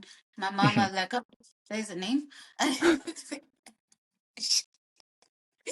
serious. Maybe that's why I became Dr. Yvonne. I don't know, because the doctor who helped my mom, the midwife, was Yvonne. Then Jacqueline, which is such a friendly Zimbabwean way of pronouncing Jacqueline. Because some people say Jacqueline, and I'm thinking, no, let's go with Jacqueline. It's fine. No, no, Yvonne, no one says Jackie. Wait. Mhm. Jacqueline, my mom's niece. What is she? My Nini. Yeah. Mhm. My Nini just gave me the name. She had heard it somewhere and liked it and gave me the name. Then Tandegile, my father gave me the name. It means it means the beloved, the loved one. Tandegile. So she gave me that name. So when I joined Twitter, I remember I wanted to use Tandegile as my name because as I grow older, all the things I didn't like, I now like. Like I'm back to, I never used to like coming from the village. It was Right. embarrassing when I was in Sacred Heart. I would hide it because when people were talking about their holidays, and I'll be like, "Ish," and I would feel like, but now What that was I'm I older, doing? yeah, it was embarrassing. But now that I'm older, those are the things that like this is my story. This is what makes me who I am. And my name, I was holding on to Yvonne because it was English. Now that I'm older, I use Tandegile a lot. But when I joined Twitter, my friend Tandegile Mamo was already there. Everyone Oh knows it. yes. So I couldn't use the name. So yeah. Also, I have a lot of names, but I just go by one name because I think it's easy for everyone. I like simplicity. So if you find me anywhere on social media, I use my real name. I say everything with my chest. If I'm going to tell you off, I'll use my real account and my face there and tell you what I want to say.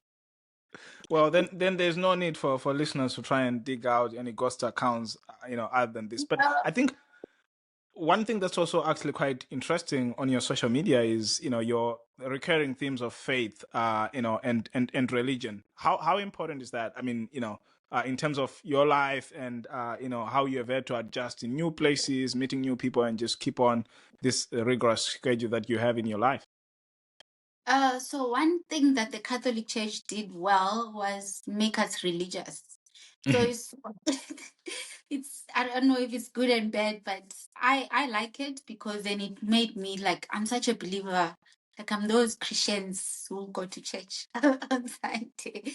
So I wanted to be a nun when I Wow, was in what a loss for the church right there. I mean, well, but also I'm the not sure the Vatican would have sanctioned this work to be released if you're a nun, but yes. Or you could have used a pen name. You could have used a pen name, but yeah. Then the devil sent man. Then I derailed from my calling. It is still a vocation. Yeah, I'm very religious and very traditional at the same time. I don't do the ancestral works and stuff, but I'm like grounded in traditional beliefs more than Mhm. the ancestral parts. So I do, the whole traditional ceremonies, the way things were done and things are done, the male roles and female roles, which Mhm. people always find it funny because I'm the one who will be saying it because I think Yeah. I give off highly independent. No man can tell me nothing, but I believe in male roles and female roles in a society. So yeah. You're just an economist. You believe in division of labor in society. That's fine. Let's Yes, just say it that way. yes, yes, yes. I Specialization believe and division of labor. That's what Adam Smith told us in 1776 in the World of Nations. So that's the believing together. that's what drives capitalism. We can't all do everything. Okay, sure. Mm, So interesting. And then, you know, the other recurring theme about you is, you keep bringing up that, you're actually a last spawn. But other than not paying black tax, which you mentioned earlier, how else has, being a last spawn privileged you in the family? And what do you say to people who are last spawns and everyone says they're spoiled and they will never amount to anything in their lives? I say be spoiled, like embrace that privilege, cry, go to your mom and milk being a last born for everything. And it has worked for me because, for Mhm, example, when I was buying my house, I had saved up mhm, so much money and I don't mhm. have. So I did that Zimbabwean thing where you first save all the money you need and go buy something cash. But I Yeah. didn't have all the money. Then my Mhm. siblings came together to say, okay, let's give this child the rest of the money. Let's all just come together and throw in money so she can do this. So they Wow. keep doing things like that for me because I think in their eyes I'm a child, which is good and bad. It's bad when a boy tries to see me now at my age and they're like, no, no, no, no, no. But They're it's very good. overprotective. Right, Yeah, they're right, right. very well protected. But then they also really like take care of me. I know when I need money, my Mhm. brothers come through for me. So before I even ask for it from anywhere else, I know my brothers, including my cousin brothers, because I have like an extended family, which Mhm. makes it more people can contribute to my cause. Yes, so that also then allows me to to travel, because that's money I would otherwise have used maybe to build something at home. I just informed them, no, Mama said she wants a Jojo tank. They should buy it. And not me. So I play my role. Like, I love the privilege of being the last one, because I told myself it means I just exist and everyone takes care of me. Wow. That's interesting. I really hope my older sister will listen to this part of the pod and she starts taking up a little bit more slack in the family. And that's Um, the other problem. So I think it's the yeah, friend. that's the thing. But anyway, let's get to some a few rapid fires. Favorite Yeah. city. Favorite city. Victoria Falls, Amsterdam. Victoria Interesting. Falls. Favorite Then dish. sushi. I love sushi of all kinds. Favorite place where you have hiked. Mount Kilimanjaro. Kilimanjaro. I really thought you were gonna mention Nyanga here. Fine. Anyway, It's funny because as I someone ignored with my answer. Kilimanjaro. favorite African author. Ish, that's a close one. Like, there are 10 names running through my head right now. You don't want to offend people. Oh, yeah, there's also that. Where you're like, when you say my favorite author is A and someone heard that I don't like B. Because I read a lot of African authors and I'm in You the can give same the top ones. community. And You I'm in can the give your same top ones. community with them. I like Sunyati. I like Mhm, Busisegile Kumalo. I like Chimamanda. I really like Chimamanda. Half of his stuff. I was not a mhm, literature student, so I think some of his stuff is for literature students. mhm, I like Bettina. She's mhm. funny. She's She very is good. funny. She is She's good. She is good. right now. She's very, very good. And yeah. So I like No Violet Bulawayo. I don't know her real Mhm. name. We need new names. Yes. Yes. And the other one, which should just be right there, Glory. That's the latest one, I think. Uh, I'm thinking of women, like I had women, because one of my favorite African authors is called Pilani Einyoni. hmm, Like, it's from interesting. Bulawayo. So Okay. good. Like he's so good. And he's so underrated. I wish people could just experience his work. He's really, really, really good. Interesting. Favorite concert that you have attended? Music concert, that is. John Or maybe the. Legend. Okay. I know it's That's in in, the book. Like, more investigative work being done. but there was also one, Jason Derulo, I think when Universal Studios in Miami, somewhere in Mhm. Florida. Yeah, that Yep. was actually good. But John Legend takes the trophy somewhere in Joburg, or in Joburg. Mhm. Wow. That's interesting. Tea or coffee? Coffee. Ah. And guilty pleasure? Uh, Coke Zero. Does that count? Like, I literally binge on that. Coke Coke Zero. Zero. Is that a Yes, health and theme that you're getting from your trainer? Or no, but I've this is actually always, some. Okay. even if you read my books, you realize my characters Oh, just yeah, drink coffee. there's. Mhm, I love Coke Zero. I love chocolates. mhm. Ferrero Rocher is my favorite. I know people say bad things about it, but it's so good. It's good. It is. It is. And I think for those who went to boarding schools, it comes with a few memories as well. So I Valentine's don't wanna Day. talk about my past year, and I don't think I've ever bought any Ferrero Rocher for anyone in my life on any date around in February. But yeah, we are I'm going to giving move you on. a bombastic side eye. Yes. What is the one thing that you can't live without? My phone. Your phone. Oh, Because interesting. I read on my phone, I write on my phone, I watch movies on my phone. I feel like my entire life I read emails on my phone. When I'm on a treadmill in the gym, I check my email. I live with my phone. Hmm. And tell me more about this quote that you have on your social media. Okay. Well read and well traveled, runs on caffeine, sarcasm, and inappropriate thoughts. Well, I'm all red 5 degrees. Right. But I was also making a play of not just highly educated, but I really read a lot. Like Right. I read. You So, are a and then, bibliophile. yes, across subjects, like I can read anything. I'm not just reading one thing. So I think I consider myself well read, well Mhm, traveled, 34 countries. I was mhm, supposed to go to Mauritius this month, but then something happened at work. I can't just go. So mhm. 34, it will be 35 soon. So I think to me, that's well traveled for someone living in Africa. That is well That traveled. is true. That is And true. once on caffeine, yeah, I keep the coffee industry in South Africa in business. I buy coffee. How many cups do um, you have a day? two actually. I Okay. buy hot coffee in the morning and I buy iced coffee in the afternoon. All right. All right. So you're not Then like someone yeah, who no, starts shaking before you have it, or you just drink it. Okay. Okay. yeah. If I go for a third cup, it has to be decaf.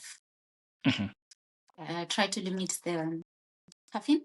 Then mhm. runs on inappropriate thoughts. I can't be serious to save my life. Like you'd kidnap me, and I'm like, oh my god, he held me so nicely when he was putting me in the van. The way he grabbed me, whew. Stockholm So I syndrome can't, 101. so I can't be serious to save my life. It could be a lot. Yeah, like the thought that would cross my mind. I'm like, yeah, he kidnapped me, but at least it looks hot. So I Yeah. can forgive And him. So veins running through his hands as he was pulling me away. I mean, it was so I dark. I mean, can't what could go wrong? I'm like, this is good. They'll be like, wanting to let me go. I'm like, no, I like it here. Let's stay here. I want to stay with you. So I feel like if even if you see my tweets, I don't write serious stuff. You never really find me writing like motivational stuff or Mhm. even when I have something serious to say, sometimes it easily just goes left and ends up being silly. But the message is still put out there. But I run on innuendos. I see a lot of things when I'm driving to work and I'm thinking, That's not where it's supposed to be. so I always wonder if they write it like that on purpose or it was innocently written and my mind is just The one that's screwed up. yes. Because even in church, there's stuff that the pastor will say, I'm like, please don't say that. And you'll be saying it innocently. So yeah, I run on and I run on sarcasm. Like it takes a lot to upset me. I can't Mhm. even remember the last time I was upset. That's how happy I am, I think. So if you come at me, I'll probably be joking with you. I'll just be sarcastic the whole time. And the more you don't get that I'm being sarcastic, the better for me because by the time you realize we've had fun. So I like sarcasm a lot. And yeah, so that's my whole personality. That's what forms you. And what's the worst rumor that you have heard about yourself? If I repeat it, people will Google it. It's there out there. There's a picture attached to it. That Where? Here? Oh no. Google it. Um, I, I feel like that's the worst. And there are people still believe it to this day. really? Yeah, they think we dated. They think me and the guy really dated. We Ah. didn't. We did not date at all. But most rumors are me being associated with men I've never even met. Hmm. So I Like wake up and Akon? But you have met Akon. Have you been associated with Akon? I mean, I have a few guys who know Akon. I could link you up, you guys, if everyone has a high school sweetheart. So to the extent you're looking to link up with Akon, I can. I believe he's a polygamist. I have no problems with polygamy as a Muslim. Polygamy is That's a actually good good. starting point. Yes, and it's every single box. So yes, you say. So most rumors I hear about me, it's always associated with men, funny enough, Hmm. because sadly there's still people you could get 5 PhDs and they watched you do them and get them unmarried. There are still people who believe a woman can never be anything on her own without a man involved. Right, right. So end up being given men. The sad part is they never give me the good looking ones or the young ones. They'll give me like someone who should be my father's friend. Someone who has probably at war with my father in Zambia. So yeah, those are the rumors. But I usually just laugh it off anyway. It doesn't, lies don't get to me. It really takes a lot to get to me. Let's see if there is something that can get to you in this question. So you're sitting in Cape Town right now, and let's say Yes. after recording this pod, and I call up a few of my very famous friends, and you receive a phone call that you have been offered a position at the University of Zimbabwe. Your salary will be doubled. There will be free coffee for you and unlimited Air Zimbabwe flights. Is that going to be a quick yes? Are you going to work at UZET, or you're going to think about it?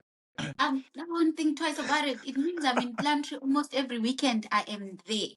I'll be in Use It on Monday. I'll be walking into the lecture theater with. I'll be the happiest lecturer. They'll be like, "Why is this lecturer so happy?" I'll be in Use It. Even if they kept my salary, that's the other thing. As it is, in free coffee, I would love to work with them because I love going home. Right. So yeah, I would give it a chance. And do you keep count on the number of times you have been to Vic Falls, by the way? I mean, and given you're actually the only person I know who visits Vic Falls like that on a regular, if someone is on a pod on this, listening to this pod, they're like, I love Africa, man. This is like this Afrophile pod, and there's this, you're like our resident Vic Falls expert.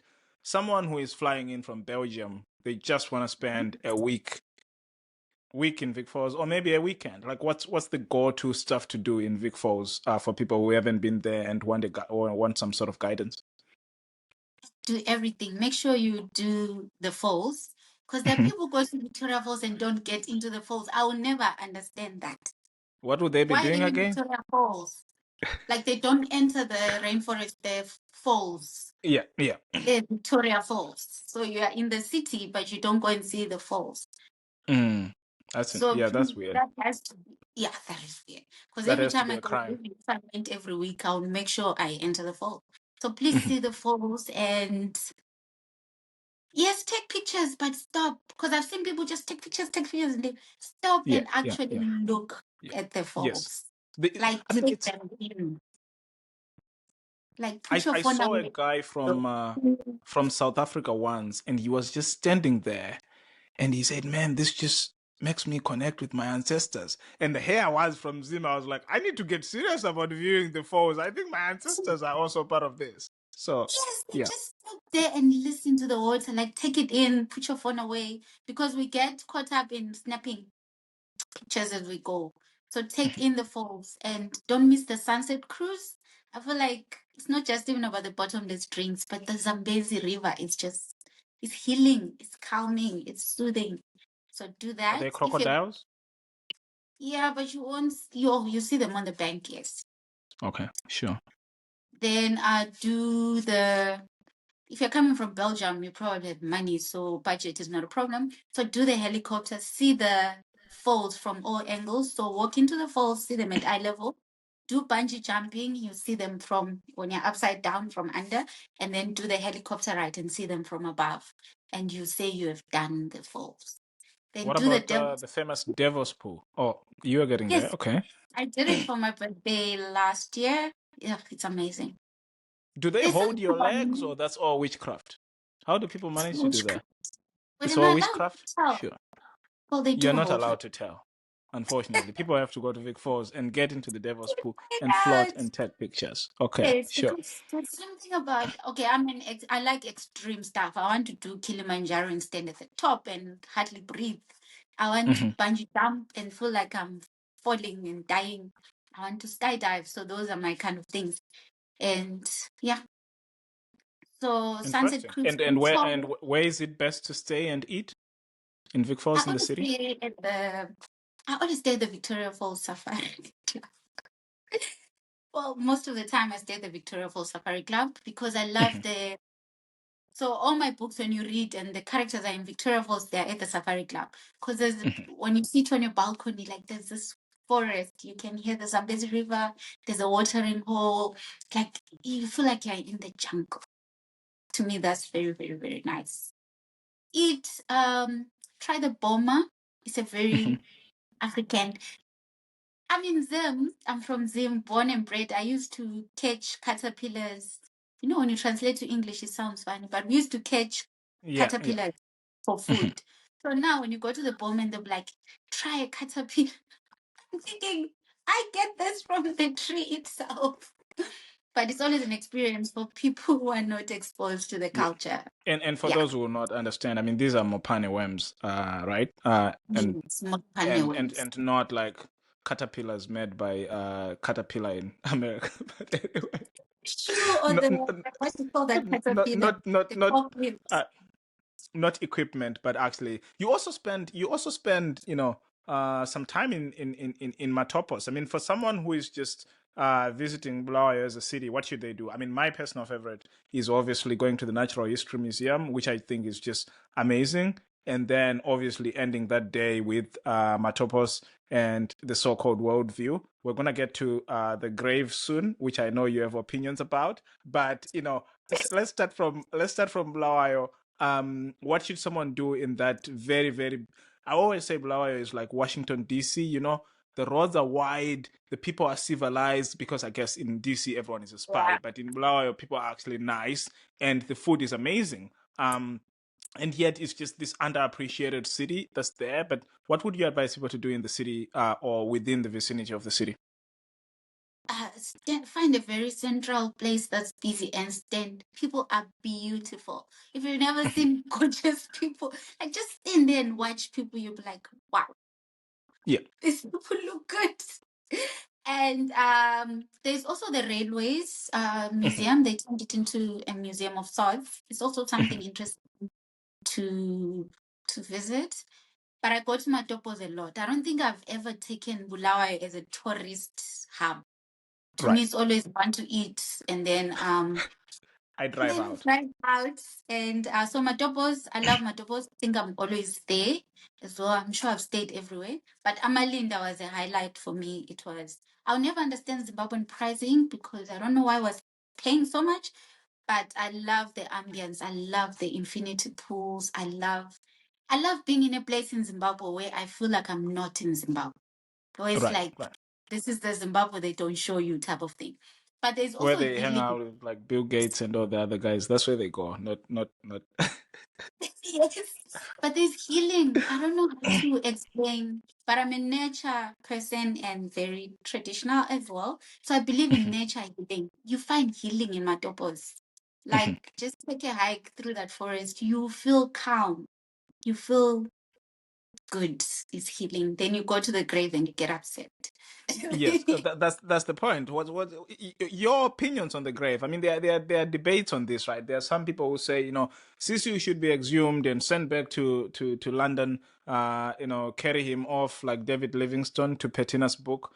Or some who say, famously, the ex-president Mr. Mugabe famously said, "Well, look, I mean, the man has committed atrocities, but his grave does bring revenue when people come and see it. So we should leave the grave, and we should have more tourists, and that's how we tax his horrible, like actions." So where do you lie there? What do you think?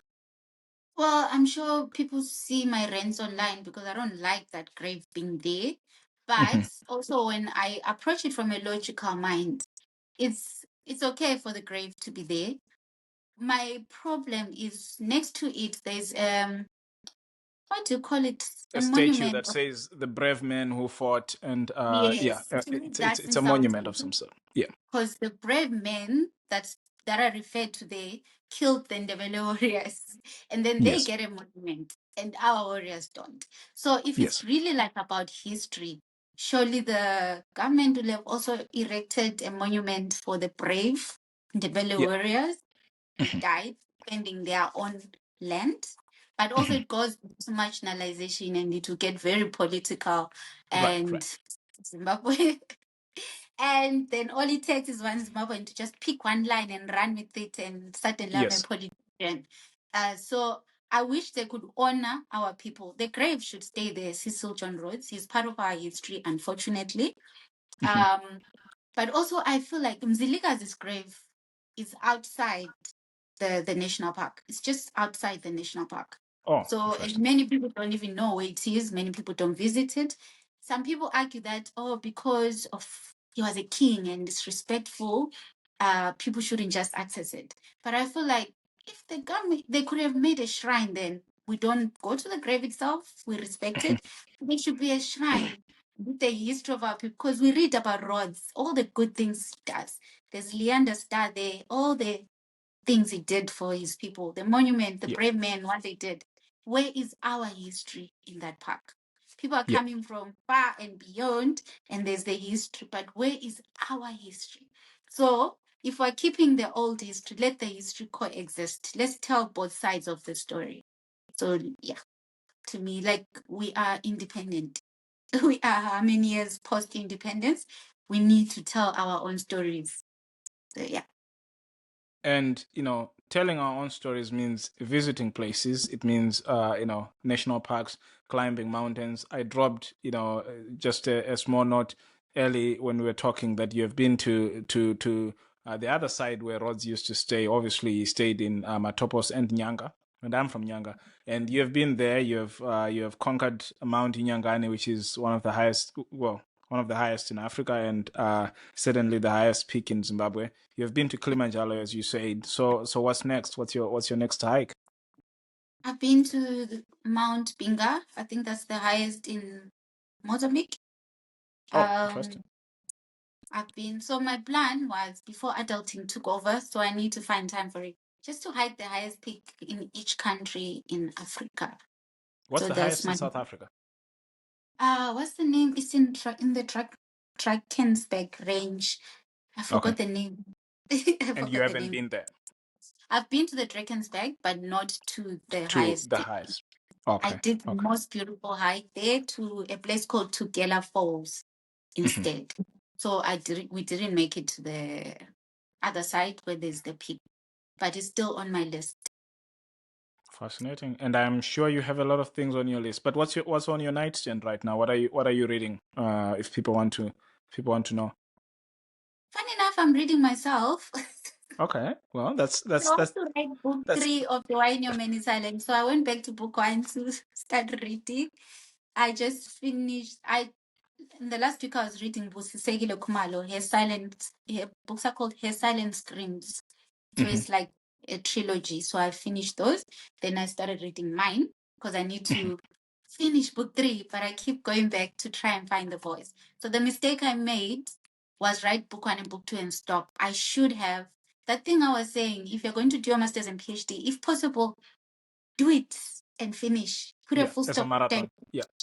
Yes, I did the thing where you do it and stop and go to industry, then come back. So now I'm struggling with book 3 as a result, because the brain I had in 2018 is no longer the brain I have now. So there are things that Made there's a way sense. I thought when I was Mhm. 2018, my mindset on the world, how I view things, it has changed. So now I struggle sometimes to get back into that character. It's gotta be So that post-COVID struggle that we're all going through. So yeah, yeah, COVID makes took sense. some of that away, but but Yeah, but no, but and I'll and get it. other than like your social media, I mean, are there other sort of like your preferred platform for readers to send comments or like notes that they appreciate your work or anything, or how do you usually interact with readers? So mostly on social media. But Mhm. for my books, I appreciate it when people buy my books on Amazon, and when they're done, they leave a review. I really Right. appreciate reviews, and on Goodreads as well. So it's not really interactive, but you drop a review, it means a lot. I read those reviews. Mhm. The the rest, I don't read DMs, so I have a feeling people really think I'm antisocial. Because I open my DMs, then I find 20 messages, then I get overwhelmed. I Yeah, close it. you just shut it Tell down, myself I'll come back. When I come back, there are now 40 messages. and Then it I end doesn't up work. never getting around to it. So I usually appreciate it. If it's really serious, you send a follow-up message so it pops to the top. Mhm. Then chances of missing it are high. Yeah. But I think Also, this has been 2 hours. We have answered all the questions that they have in this pod. But actually, we have. this is actually how we usually end the pod. Two questions that we give people on the pod. Why do you love Africa? And are you optimistic about the future of Africa? You can, you certainly spend more time thinking about the younger generation than the real people who are writing Agenda 2063 and won't be there in 2063. But you teach young people, you write about young people's life. Are you optimistic about where we're going as a continent, and why do you love Africa so much? I love Africa so much because I feel like we're deeply rooted. Right. I'm yet to see, okay, maybe Asia. I'm yet to travel to countries where I feel like the people are really deeply rooted in their traditions and in their, when you're connected, that thing you're saying, someone was like, I can feel a connection with my ancestors. I Mhm. experienced that in every African country that I go to. The people are rooted. Mhm. So they're deep in culture, there's cultures, there's ceremonies, there's traditions. So to me, having that identity is what I love the most about Africa. Like we know who we are. Oh, that sounds wrong. Because it's like other people don't know who they I'm not are. Like, editing this part out. I'm sorry. I just love it. No, we know who we are, and you know who as we Trevor are. as Trevor Noah says, we are not spiteful people. We're not because many things happen to Africans, and yet Africans take it, and they Yes, just give to the world, and they don't take a lot. Not to say anything about other continents that might have taken yes. things from other parts of the world, but Africans are very generous people, and very cheerful people. But yeah, and are you optimistic about where we're going as the young generation that Africa will actually need to be in charge of Agenda 2063 and have one passport, no borders, and all these dreams that we have as a continent that's growing? I'm not very optimistic. Like, unless there's a complete overhaul of the political systems in African countries, I think we're just going to be stuck here, or it's just going to keep getting worse and worse and worse. So something has to give, but I don't know what, because again, we're a peaceful people. We're not going to do an uprising or anything. We're just going to pray and hope. Yeah, so I'm not very optimistic, but I'm also one of those people, like, I've had many opportunities to go to permanently relocate to Europe or to America, and I'm thinking of going to use it. Like, it's That's like your I'm moving dream. data. I want to go to the University of Zimbabwe. So yeah, I think I'm better the devil, the same reason now date Zimbabwean men only. And yeah, better the devil, I know. If anyone feels good at the end of this pod, it is certainly Zimbabwean man. I mean, they have been given a vote of confidence. If only we could run a poll, the ladies should vote. Yeah, yeah, we think Zimbabwean men as a whole are doing something great, which is fine. But I'm anyway, glad we're talking like this, because online I don't engage in such discussions online, because I'll go and say Zimbabwean men are good people. Someone will come with a case study of one man who did something extremely horrible, because suddenly they don't understand generalization. So I don't yeah, do yeah, arguments on social media they are good, but because, you still have to choose among them. I yes, usually, I'm sure we can speak for Zimbabwean men. I usually speak only for those from Nyanga. In fact, I've even given out a quote that says, a good woman comes from God and a good man comes from Nyanga. But from I mean, young. it's you can you It's you true that a good woman comes from plum tree. Hmm. you see, now you can spin it up. Now you can be like a good woman comes from plum tree and a good man comes from Nyanga, or either way. It's like it's what it is. So but this has been great. Thank you so much. I'm pretty sure your readers and my friends and those who are interested in Africa are going to gain a lot of insights and knowledge, whether it's about traveling, the life that young people have. We obviously try to avoid getting into the details to avoid any spoiler alerts, but these are amazing books. I mean, obviously, The Why in Your Man is also my personal favorite. But still, that it doesn't end there, right? You have Grasping at Straws. You have other books that you have within your series. You're doing great work, scientific work, philanthropy, writing, all these things. Thanks so much, Yvonne. This has been quite interesting. And now to our favorite part of the podcast. Thank you for listening. Be sure to subscribe wherever you get your podcasts for future episodes. The Afrophile Pod is for entertainment purposes only and should not be relied upon for anything more than the literary joyride it provides. No financial advice here, unless of course you count investing in good stories. The hosts and the guests appear in their personal capacities and do not represent their employers, alma maters, exes, or favorite fictional characters. Opinions are theirs and theirs alone. Past plot twists do not guarantee future surprises. And no, we don't offer refunds for emotional roller coasters. As clearly stated in the pod, the hosts and the guests appear in this segment as artists. Their extroverted selves and juicy opinions may not reflect their real-life personas. Should you meet them in person, approach with caution. Views expressed on topics like culture and religion are subject to change without notice. The hosts and the guests have no obligation to notify you of any updates. Any reproduction or redistribution of this podcast or our guests' literary fantasies without the prior written consent of the producer, Mr. Maro of Africa, will result in a stern side eye and possibly a dramatic lawsuit. The Afrophile Pod is recorded, produced, and edited by Maro of Africa. Tough Maro serves as our executive producer.